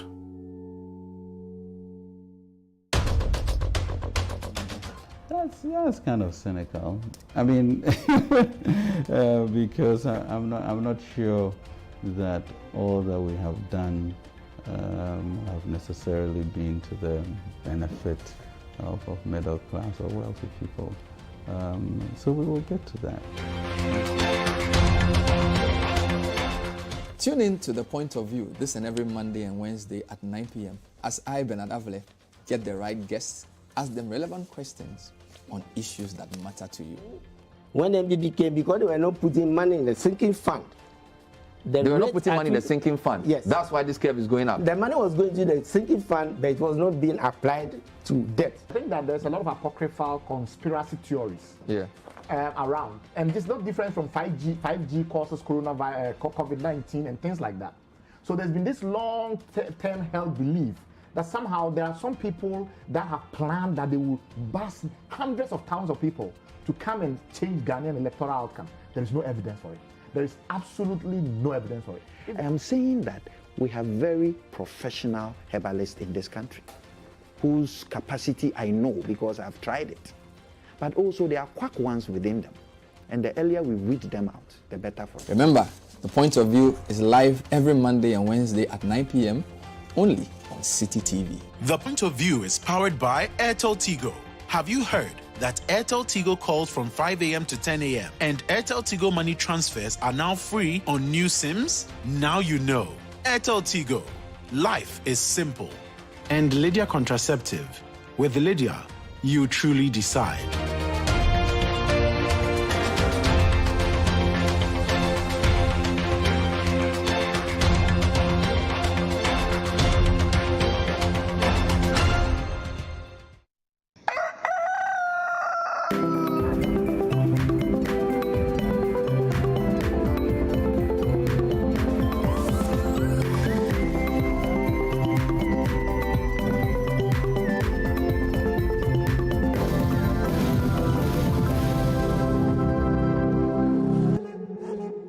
Yeah. Alliance. Stay. Yeah. A while sonny. Happy. But a man for not give up. Still for push up until you go mash up. A channel go so I look up. In be only God. Where you go feel lift up. Whoever they sit up. Some about the chill up to every hustler bless up. Make I give it tip off in order not to mess up. Bad friends keep up. Do regular check up. Nobody for peace up. If you really keep your head up, one day you go sit up. And yeah, they are born Sam Savage. Yen Ethiopia so be penny. Ma adia no be done. And ya be do say so achi nyame. But unto then, if you are sini panye inti ya hwe wanya ne sa won check am pese wedi ye ufie eye fe na ese obi fie inti na nipa bi mpani bi ye bibi inti no bi beton akokọ be de wuti pupu agobi di fe bi ye se de enye bebia na yesu ye boy ama ne kai se bebia wedu no. You go confirm, now a boom so large, your lantern will shine, you mesmerize, my very concern. Pray, work and relax, now they condemn. And yet they are born some sabagini. Yen Ethiopia so be penny. Ma adia no be done, and yet they do say swachi nyame. And yet they are born some sabagini. Yen Ethiopia so be penny. Ma adia no be done, and yet they do say swachi nyame. let's face reality. Open should be back canopy. We live in a society. Open people strategies. So watching our woman and buy a CBB cream. No cre. Uhumum na enya din. Timia hunchi copy me say bibi crony be gym natural. And fight anyha and be higher dream. Stay glued to the low tune, calculating on the other side, make it your own. Yeah, hard work no the break bone. One day you go wake up and call it homegrown. Yeah, shout out, big up Brown Eyes, Toronto. Eya daya bon sam sabechini. Ili Ethiopia subapini. Tiwomwa, ma adia no bedani. Enya bedi wu sem suachi nyame. Eya daya bon sam sabechini. Ethiopia subapini. Tiwomwa, ma adia no bedani. Enya bedi wu sem suachi nyame. Yeah. Straight off a new town, Koali ranking, King Flow, Alliance to the world, Rocko down, Alliance invade. Yo, 1, 2, okay, man.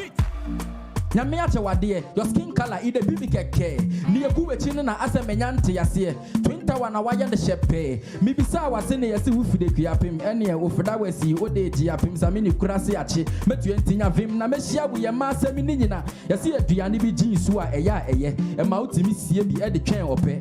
Frise eure mwa eya eche. Wachira mi mebechira ni eya mepe. Weda nasi sayen kosu sawe. Ubedi be foster me pick your people low. Weda nasi sayen kosu sawe. Ubedi be foster me pick your people low. Di mami divi medie your people low. Di mami divi medie your people low. Di mami divi medie your people low. Di mami divi medie your people low. Media kuya pimpolo fit 19 kojoho de muda ho udi ya wuti oho ashawo moko me do godwa bodom terema me show e wo so hum sawo nan kran esa ne husa ne san so nine uye adwuma hwe ho san hwa aban afin cheba na yaji efie wura dan ti me di polo ama na ka me krampan nyanya wo pe na me pe me ne wo na yese nya wo ba ne be makude mu no enye pe nye dwuma bia na me ye je se no wo ma me hwe polo di achechere so me na fa me ye me yo di me be hye nkom je so amen uhum be wu se wo sisi mu di me ti ya ni bi se bebi ya wedu no wa binti wa hima sama no si abesen weda na sisayen ko zu sawe who believe foster me pick your people weda na sisayen ko zu sawe who believe foster me pick your people di mami divi medie your people di mami divi medie your people di mami divi medie your people di mami divi medie your people Jana open a me penti open the Gucci me Fendi some things you dey wear me I know the lies and me wanna be fenty hey ba pizza dey anga me pachomo jeje me ana me pena me na mo fom kwe upolo de na me si me riek ya bimpolo ah open it to patch up me so me pen walewa sing for me now hey jeje pizza dey anga me pachomo hey Big up yourself, family, for giving me such a verse, man. Open it to patch up, me so me pen walewa. Straight, sing for me. Where the Nazi saying kosu sawe. Who will be for start me pick your people polo. Where the Nazi saying kosu sawe. Who will be for start me pick your people Di mami divi medie your people Di mami divi medie your people Di mami divi medie your people Di mami divi medie your people Yo, big up yourself if you're people, big up yourself. Family, Brown Eyes in the house. Yo, Koali ranking, straight, Newtown. For the ladies, with the last thing.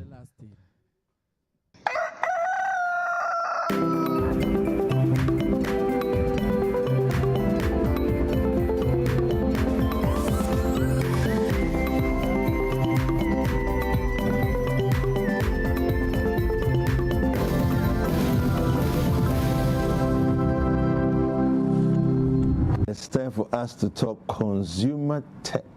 And in this segment today, we have Philip Ashong joining us. He's the head of production here at the Citi TV, and also he's the host of City Trends on Citi FM 97.3. Now, today we want to talk about gadgets at home, all right? And a lot of the times you find that we position our gadgets in spaces that actually are problematic, all right? Because gadgets will end up having shorter lifespans than they need to, simply because we don't give them enough ventilation.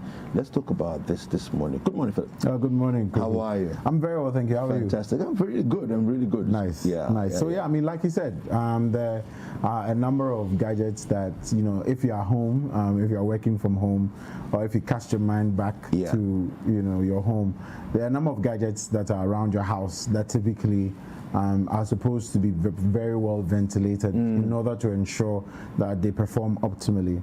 Now, because of the availability of space, sometimes we compromise on the spaces that we provide for these machines, and basically I just thought that we highlight the importance of ventilation for a lot of the machines that we have, so people get a better appreciation of why they need to keep the spaces around their devices open, so that there's ventilation. So I mean, mainly at the heart of it, ventilation is important because the machines that we use at home, from laptops to microwaves to fridges to freezers to dishwashers to microwaves to whichever one it is, they are machines at the heart of it, which means that there is some sort of electrical power coming into the system. Okay. It is being used by different components of the machine. And then an output is expected, either washing of clothes or drying of plates, or washing of plates, or washing of whichever things that you want to wash, or boiling water or whatever. Now, as we know with most machines that we are very conversant with, no matter what machine it is, so far as there is some activity happening, there is some heat generated. It's like your body. If you run, you will sweat because there's heat being produced. It's the same thing with a machine. So far as it is running, so far as it is performing an action, there'll be heat that will be generated. The thing is that the heat needs to be allowed, because if it stays in the system, it's going to compromise the system. It's like when you have a fever or you have a temperature. The higher the temperature, the more likely question marks to be raised about your state of health. So for example, when you walk into most offices these days, there's someone with a temperature gun measuring, or at least trying to get a sense of what your temperature is. The higher the temperature, the more likely you probably are harboring something. Corona or whichever. So clearly, the higher the temperature, the more likely something is wrong somewhere. So if you, for example, take your fridge and you're constantly feeling a certain amount of heat around your fridge when you get close to it, it should tell you that there's something wrong. If you have a microwave, typically it's supposed to heat up the food inside, but then if you realize on a consistent basis, sometimes you put the things in it and it's not heating as much as it should, or the body or the unit itself is really hot, but then the product that you've put into heat is not heating as well as it should, it's most likely there's something wrong with the ventilation. Now, with most devices, there is supposed to be air coming in to cool down the system, and then the heated air is supposed to be allowed to go out.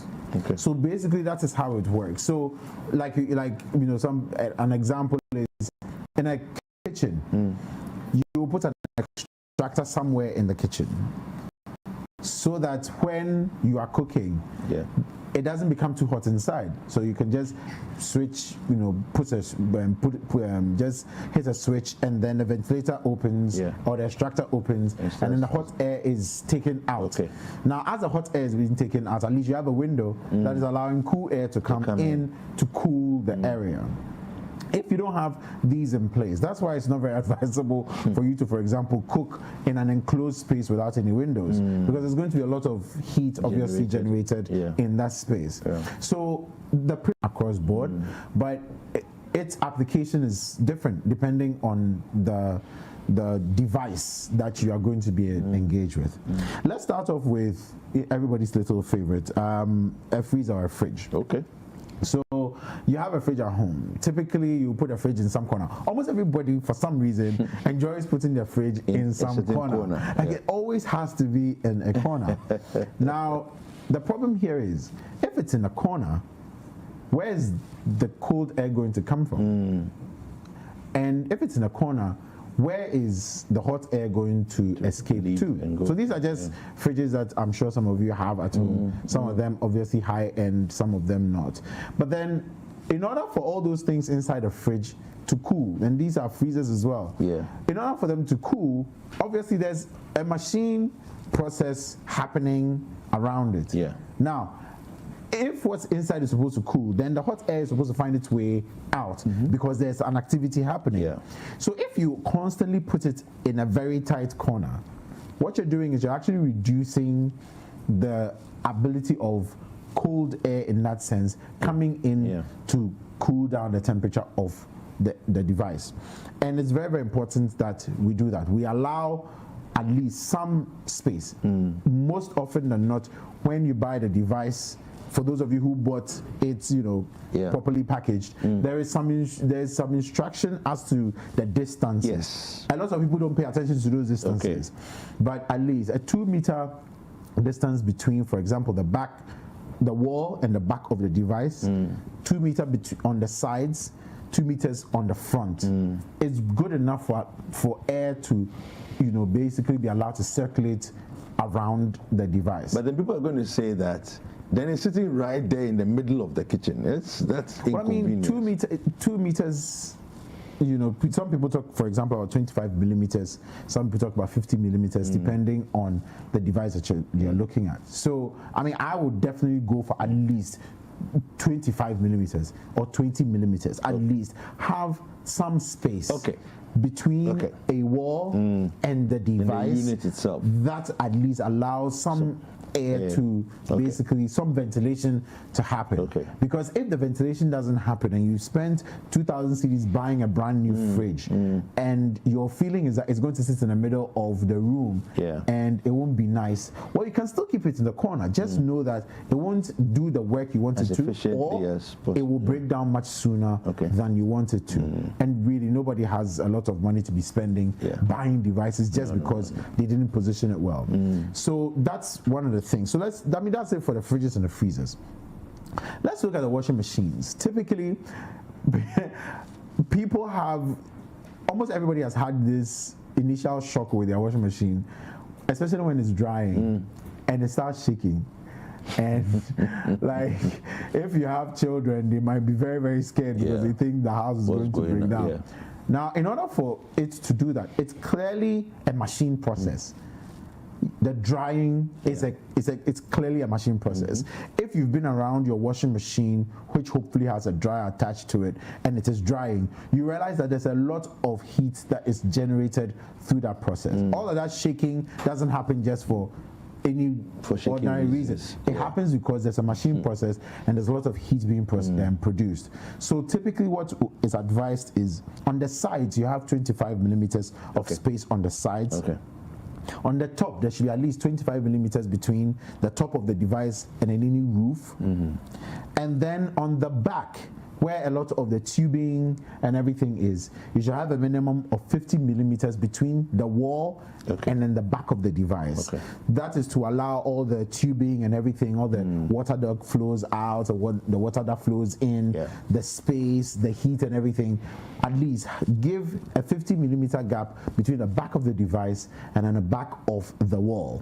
So basically on the side you have 25 millimeters, on the top you have 25 millimeters, but the back is where it's most important because it's usually in the back where a lot of the vents are located or a lot of the dissipation of the hot air is done. So it's always best to give it that space. And like I said, there's always all that tubing and everything that you need to consider as well.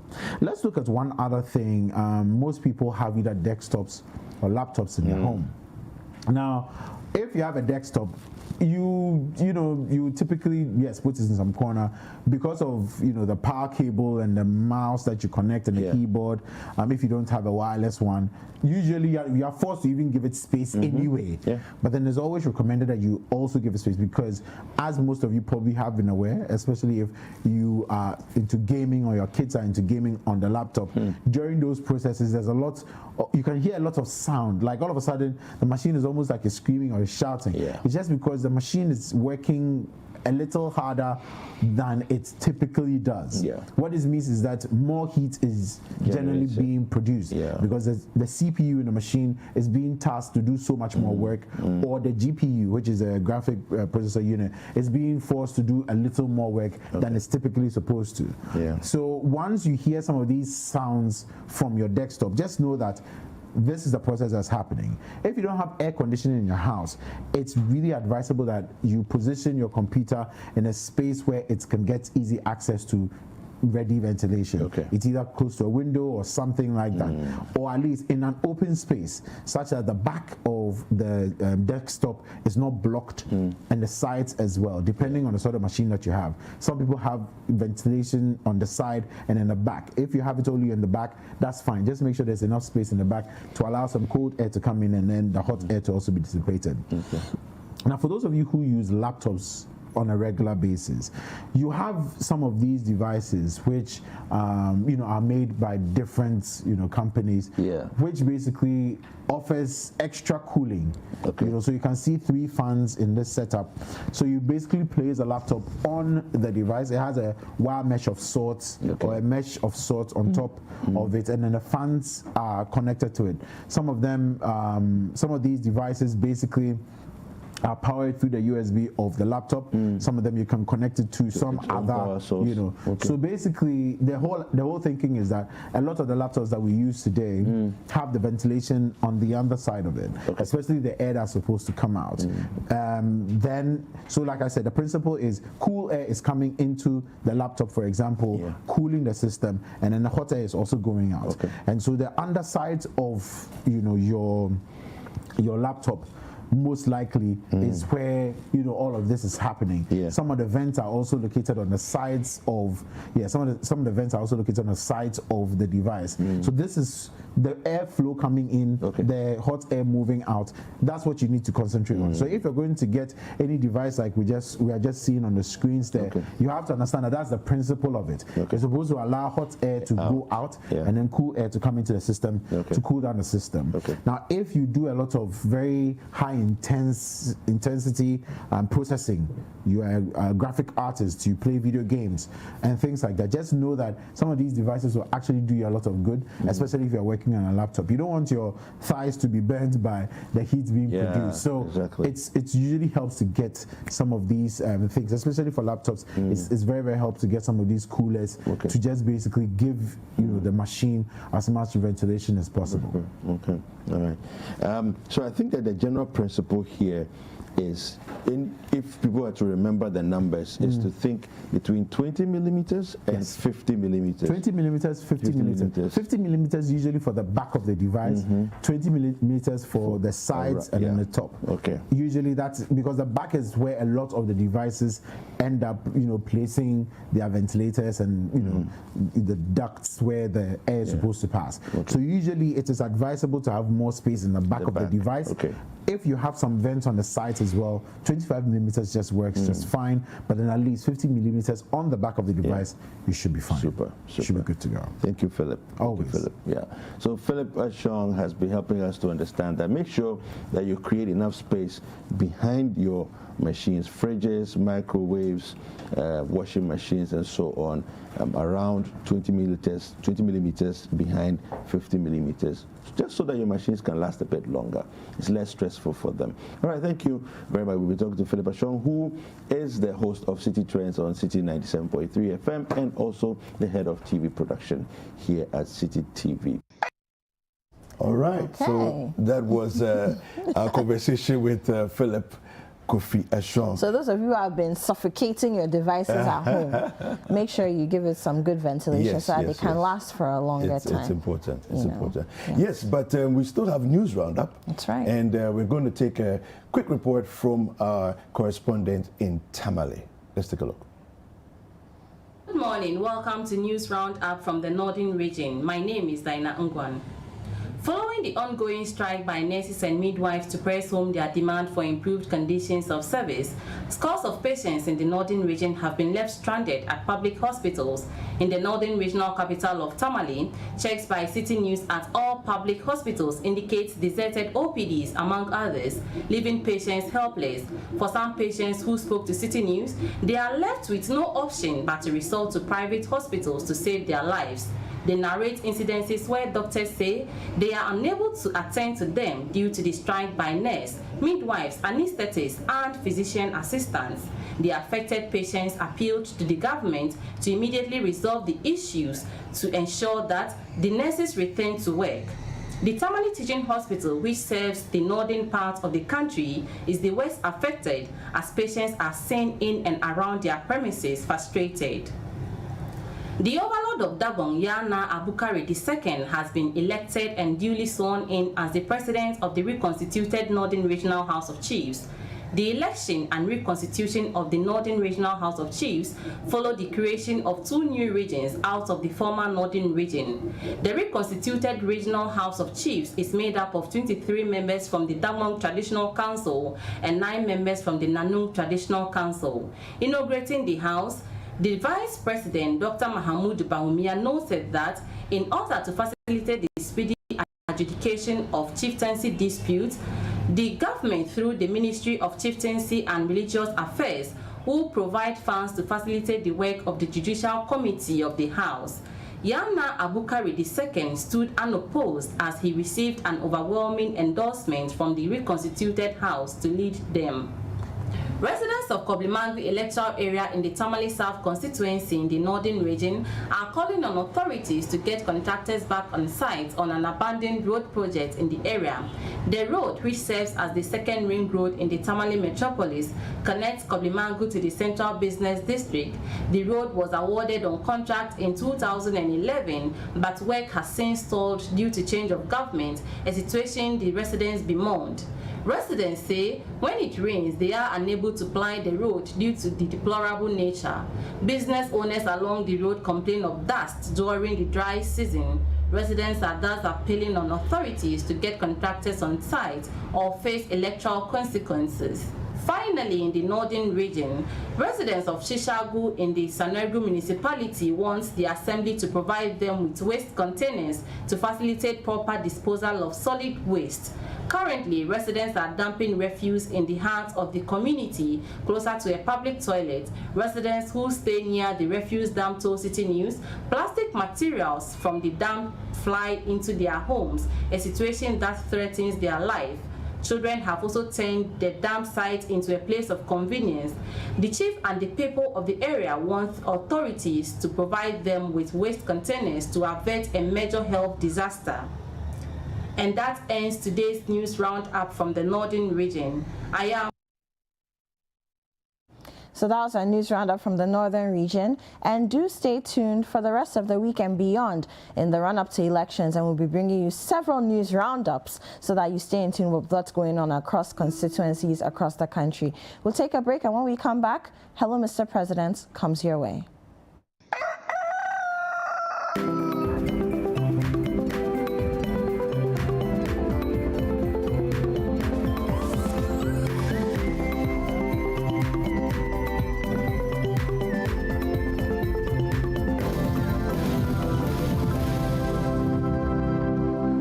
Thank you, sir. Hello, my name is Samuel Ofori, a film actor and a film director. Because of the nature of my job, the taste for quality things is endless. Quality phones, quality laptops, quality TV sets. Let me show you my secret.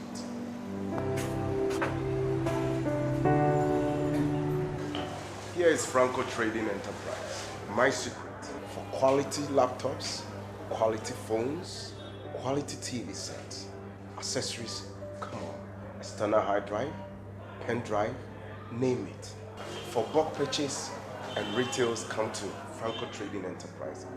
They'll reduce the price for you. Franco Trading Enterprise. Home quality folks. A Confit Juice Factory is a 1D1F initiative funded by Ghana Exim Bank. Each juice brand, a Confit fruit juice, is made from fresh pineapple and its quality is impeccable. All raw materials used in its production are purchased here in Ghana. The entire value chain has helped the community prosper by creating jobs for many Ghanaians, from farming, distribution, and retail. Due to its great taste and brand promotion, a Confit Juice is available in supermarkets and shops all over Ghana. And just like a Confit Juice Factory, there are other factories set up across the country under the 1D1F initiative in areas such as shea production, poultry, pharmaceuticals, sweet potatoes, avocado, tomatoes, mangoes, and more local businesses which are creating jobs and expected revenue. At Ghana Exim Bank, we call this the Made in Ghana 4P: produce, promote, purchase, and prosper. If as a people we believe in the Ghana beyond aid, then let's prosper as a nation by producing, promoting, and purchasing our own products. Let's support Made in Ghana and let's take Made in Ghana to the world. One district, one factory. Ghana at work. Ghana Exim Bank, facilitating Ghana's international trade.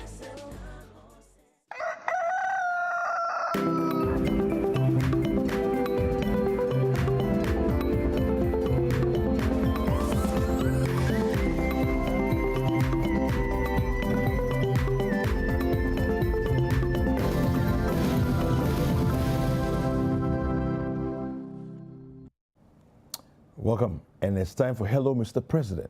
Now, in this segment, we highlight the issues that go on in your communities that you send to us, and we call those duty bearers or policymakers who are responsible to make sure that the right things are done and that you live in Ghana and enjoy the experience as much as anybody else wherever they find themselves. Today we're going to be talking we're going to be listening to some reports from some citizens who have sent in their reports from different parts of the country. The first one, I want to go and look at a story from Apiorkor. Richard Agbo has sent us about some challenges that are going on in the Apiorkor area. Let's take a look. As you can see, I'm currently standing on a culvert that is supposed to be a waterway for the volume of water that passes through. But then as you can see, the size of the culvert is very small and it cannot accommodate the volume of water that passes through it. And also, the size of the gutter is not well constructed.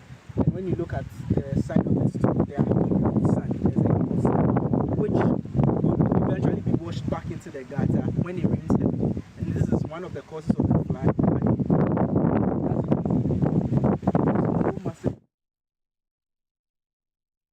Major causes of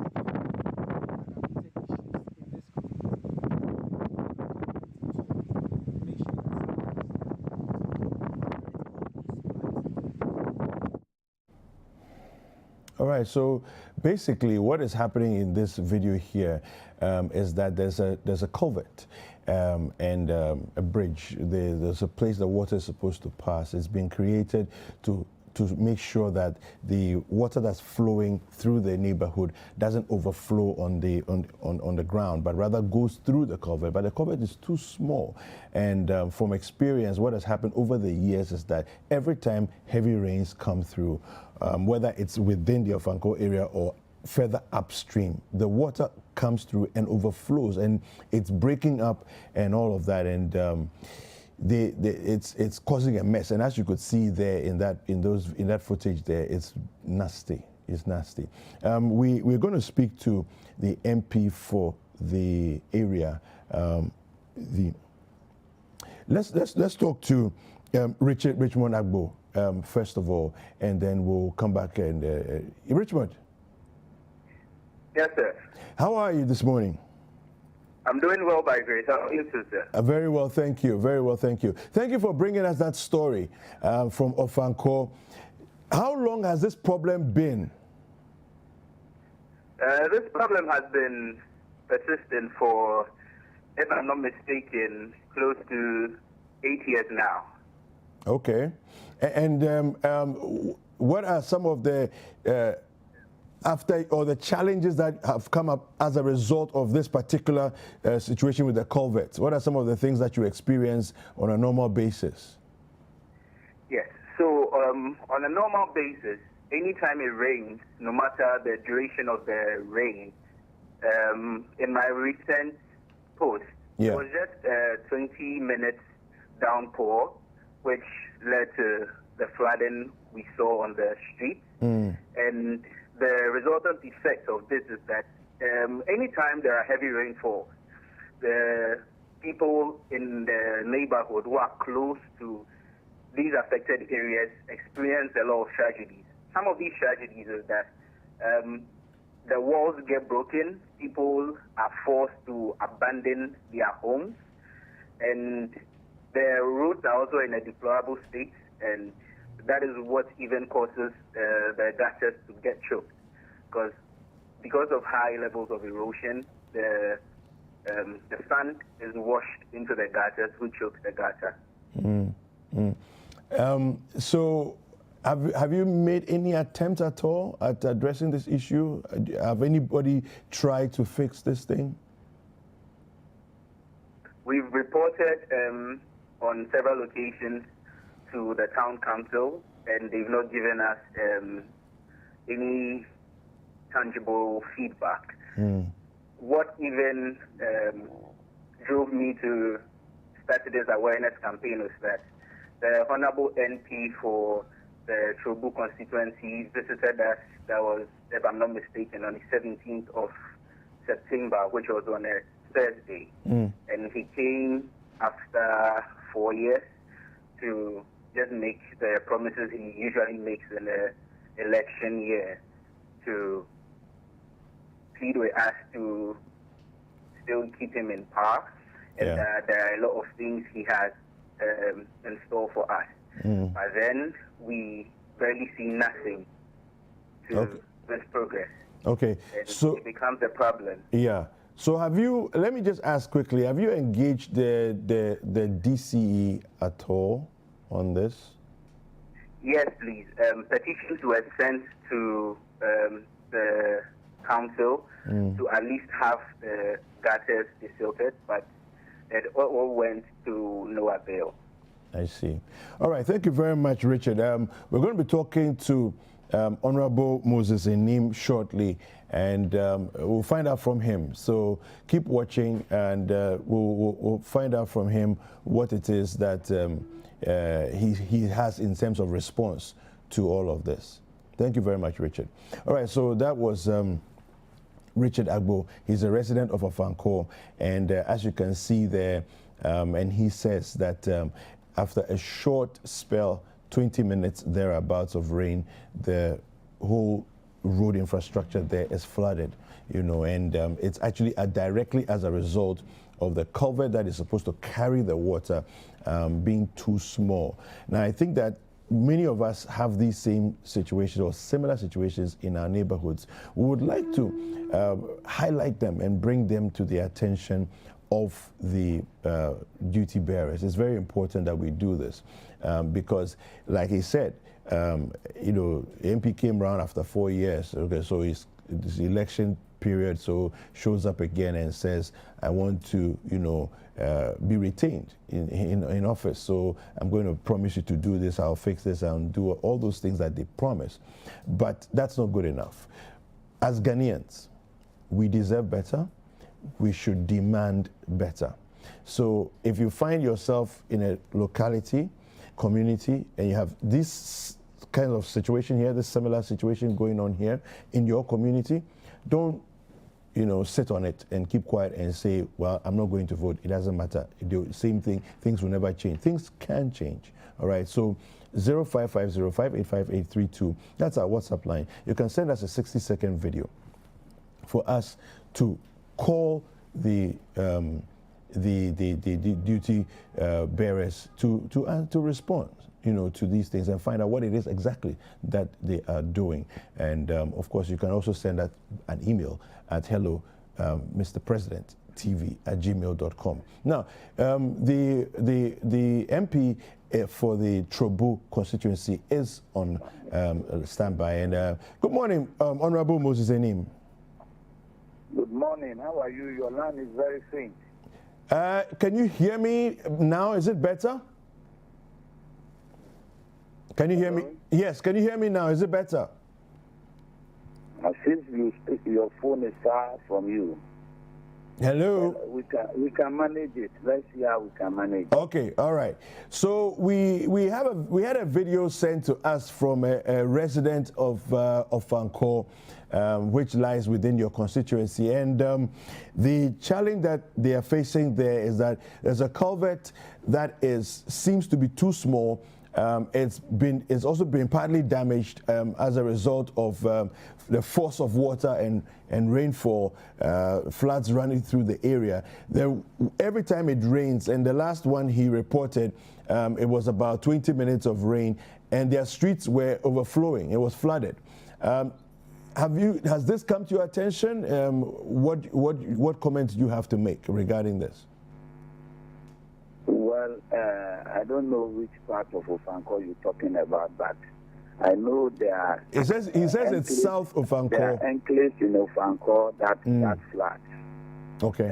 One particular enclave is the veterinary section of Apiorkor. Okay. The second one is the runabout of the highway.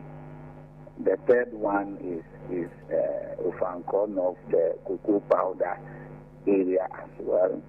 The fourth one is the cemetery road towards the Sport M Road enclave, also flat.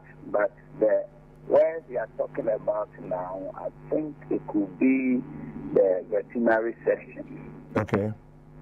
Yeah, the veterinary section. The flooding situation comes from the hospital enclave all over to Ashong, that the hill side of Ashong, which today it has been degraded, and as a result the flow of water comes in its volumes. Apart from that being the cause, there are other reasons that are surfacing, because others are built in the waterway, along the waterway, and some haphazard planning in terms of development.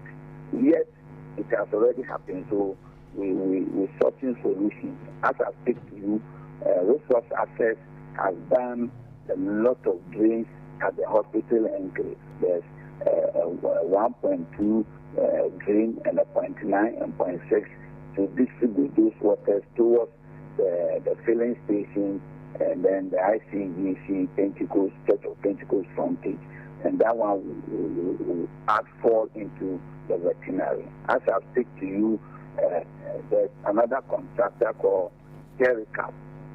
Jerrycab is coming to do a 3.2 drain from the filling station to collect those water from the top, and then flow it into an outfall of the main drain, and then get a dredging done to hit the back of Moose, to hit the bus covers in front of Rockstairs, to cross over to Taifa Junction and to enter the storm drain at the new Achimota station. The cover that we are talking about, as a result of that, there's going to be a bigger cover of a 3x2 also to collect it. And as I speak to you, the owner of that job is a woman. She's Jerrycab. The owner is a woman. She's come with the team to go around. The urban roads have handed the site to her. She's located a place where she can keep her materials. And then, because we've done the top one, the collection from that end will get into the outflow. And then the guy will at least abate the situation. And then my people will have some respite when it rains. That was the roundabout as well, where it did not flood. It's as a result of that haphazard burden, just opposite side of the interchange or the flyover, which has really blocked the main drains by the main roadside, and therefore doesn't flow. As I speak to you, there's a 200-meter underground drain in front of the Shell filling station, hitting the Silicon School, which also has become a big challenge. But there's this company called First Car Limited that is taking the other side, the post office road, because that side also there's a lot of water falling from the Abbey Park and the Apiorkor North area that flows there, that have been blocked. So he's also resource access is putting up another storm drain across the Anglican school. But the school also flagged because people have really blocked the drainage system. So these are some of the remedies and the corrections that we are trying to do as I speak to you. The resource access is currently also working. He's done the crossover. Is going to do the storm drains across that section as well, so that at least we have a flow in and a can't fall to the other areas. So it will be collected into the also all those water coming from our constituency channeled across the Taifa junction through just one single box culvert that hits the Taifa junction, then hits that storm drain, and then to Alajo, and then takes to the Odo and then to the sea. So these are sort of the challenges. There's a lot of flooding situation in the constituency. They haven't been settled. That as we came from 2017, gradually we're taking them one after the other. We are flowing into them. There are some drains that we are also putting up at the help of the Gamma project. In fact, when you go to a mount from the Church of Pentecost, also it's flat. There's a storm drain that is going on there that will also solve it. And there are other areas where we are doing a lot of small drains and then trying to collect at least distribute the flow so that the flow will not come into one area and then the backflow will cause the flooding. So there's a lot of work being done through the urban roads in connection with all of us to make sure gradually we will solve the problem. Honorable, what is the sort of timeline that we can expect for people to enjoy some respite? We really pleaded with the contractors that this is a life-saving solution, and therefore they should speed up with whatever work has been given them. But you know that the standard duration for every contract, because of the size of the contract, is 18 months duration that is given to contractors by standard in the country, depending on the scope of work. When you are talking about 3.2 storm drains, all that, definitely the standard is 18 months. But we are saying that with this being a life-saving that shouldn't just be, it should just be in the record, but we're pleading with the contractor that he should quicken the rate of work so our people will have some respite. All right. Honorable, I want to say thank you, and we'll be holding you to your word. 18 months, we will come in and check again. My quick question that occurs to me in my mind is, okay, so the last 4 years, if it takes 18 months to sort this out, why have we waited till now? And then we are now projecting another 18 months for it to be sorted out. But we'll hold him to it. We'll go back and revisit the issue. Also, let's go to Zomai George. Now, there's some challenges there. First of all, the story is from one of our citizen reporters, and Emmanuel Pugbi. He's a teacher in Zomai. Let's take a look at what he's saying. My name is Emmanuel Pugbi from Zomai, Georgia, in the Kitun North Municipal Assembly of the Volta region. Please, there is a dire situation in my community that I want to bring to your notice. Zomai, Georgia, is a suburb of Georgia in the Kitun North Municipal Assembly with a population of about 1,000 people, but the area is totally being neglected in terms of development. There is no potable drinking water and a toilet facility in the community, and as a result of that, we resort to open defecation. The only stream which serves the community with water is being shared with animals such as cattle. This is making our health conditions very deplorable on a daily basis. We made several appeals to the DC and the MP, all to no avail. Secondly, there is a bridge connecting the basic school of the area to the community on which the children walk to school daily. The said bridge is constructed with wawa wood, and for several years now, The said bridge has turned into a death trap. The wood used to support the metal bars is gradually wearing off. Children are left with no option than to jump from one bar to the other on the bridge to school daily. This poses danger to the children. All right, Emmanuel Poppy, you're on the line with us. Good morning, Emmanuel. Good morning, sir. Yes, how are you doing? I'm doing fine, sir. How's Zomai today? Oh, Zomai is cool. Okay, so you brought us this report. Just give us a quick overview of what's happening so you paint a picture for us. Sir, thank you very much. Zomai is about like what I have already reported. Yes. And there's a bridge that the pupils always cross to school daily. But over the years, this bridge has been abandoned, posing a threat to the community, especially to the pupils, because they are, very young. And sometimes, too, when the stream that the bridge has been constructed across overflows its bank, pupils sometimes fall from the bridge into the water. And we do record several, casualties as a result of this bridge. Secondly, there's no potable drinking water in the community. Okay. The only source of water in the community is from the stream, which we share with animals. And the age population in the community is also very high. Okay. And then you don't have any, nearby health facility situation whereby if there's any casualty, we can quickly convey the people to the health center. Okay. So it's giving us a lot of headache. We made several appeals, all to no avail. Right now, too, we are in the rainy season. And as a result of lack of toilet facilities in the area, the indigents, we always go to the bushes to ease ourselves. And if you're not fortunate enough, this could result into the outbreak of cholera. Yeah. So on behalf of our community, I'm appealing to the president, Mr. President, I'm appealing to come to our aid. Visitors, come to our community and see the situation in which we find ourselves in. All right. Thank you very much, Emmanuel. We will speak with the MCE and have him tell us exactly what it is that they are going to do to sort out this issue. So a community in the Ketu North municipality, constituency, is facing this as a very serious challenge. So little children are going to school, and if you can imagine, those of you who are watching us, as your children are walking to school, and then suddenly a plank, gives way, and they fall right through. These are some of the things that have been going on in their community there in Zomai.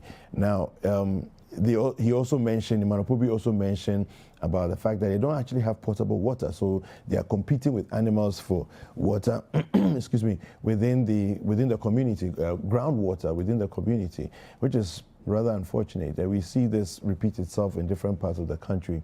But it's important because every community, every constituency, every district has people there who are working on your behalf, okay? And there are people who are working on behalf of the president, who are there in your communities, who are supposed to be taking care of all these issues, And it's rather unfortunate when, you're living in the community, you have to live life. You wake up every morning, you go into the bush to go and do your thing, early in the morning, and it's like life goes on as normal. Then 4 years comes around very quickly, and the people who promised you that they will fix what you complained about 4 years earlier are coming back to say, yes, it wasn't done, but this time I promise you again.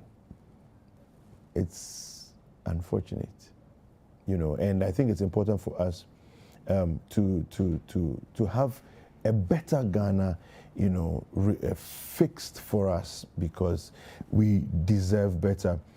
The MCE for the Ketu North constituency is Anthony Komla Avogbedo. Good morning, Mr. Komla Avogbedo.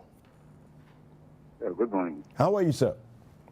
I'm fine, by the grace of God. Wonderful. Thank you for joining us. And Emmanuel Kobe, one of your residents. Can you speak up? The line is faint. Okay, so Emmanuel Kobe, one of your residents from Zomai, says that he sent us some footage, some pictures, and we spoke to him a few minutes ago, and he told us of challenges they have in their community with lack of potable water, lack of toilet facilities, and then also a bridge that connects two communities where their children are going to school. Sometimes they face hazards such as falling through the planks of the bridge that are, the bridge is actually breaking apart. And he sent us pictures of that as well. What are your comments to these things? Have they come to your notice? Yeah, good morning again, and first of all, thank you for having me this morning. It is true that the community Zomai is in my constituency, and the assemblyman for the area has brought this issue up to me. And I went there with the engineer to see the bridge for myself, and we also invited the regional feeder road director to come and have a look at it. And we have been there several times, and we have tried our possible best to see how we can have it done. And just as the rains have started now, I'll be going there with my engineer again to see how we can at least do something about it in the short term, so that we think about how we can do it so that this problem will not come again. Honorable, so when can the residents expect some resolution to this problem? Let me say, this week I'll go there with the engineer to see what we can do as an assembly to see how we can repair it for the meantime, so that no accident will be recorded there. All right, thank you very much. We've been speaking with Honorable Anthony Komla Avogbedo. He's the MCE for Ketu North constituency. Well, this has been Hello, Mr. President. Breakfast Daily has come to an end. My name is David Kwekusechi. And my name is Apiorkor, and thank you for staying with us all morning. See you tomorrow morning, same time, 7:30 a.m. Take care.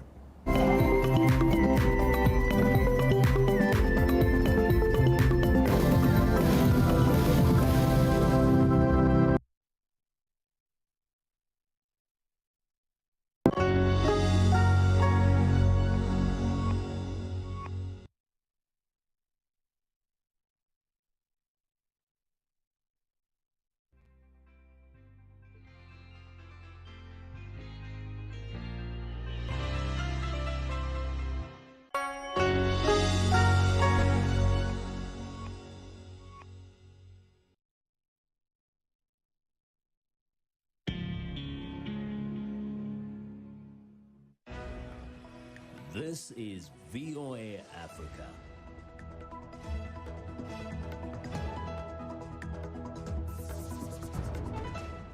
Hello, I'm Esther Gido-Ewart. It's Monday, September 21st. This is Africa 54.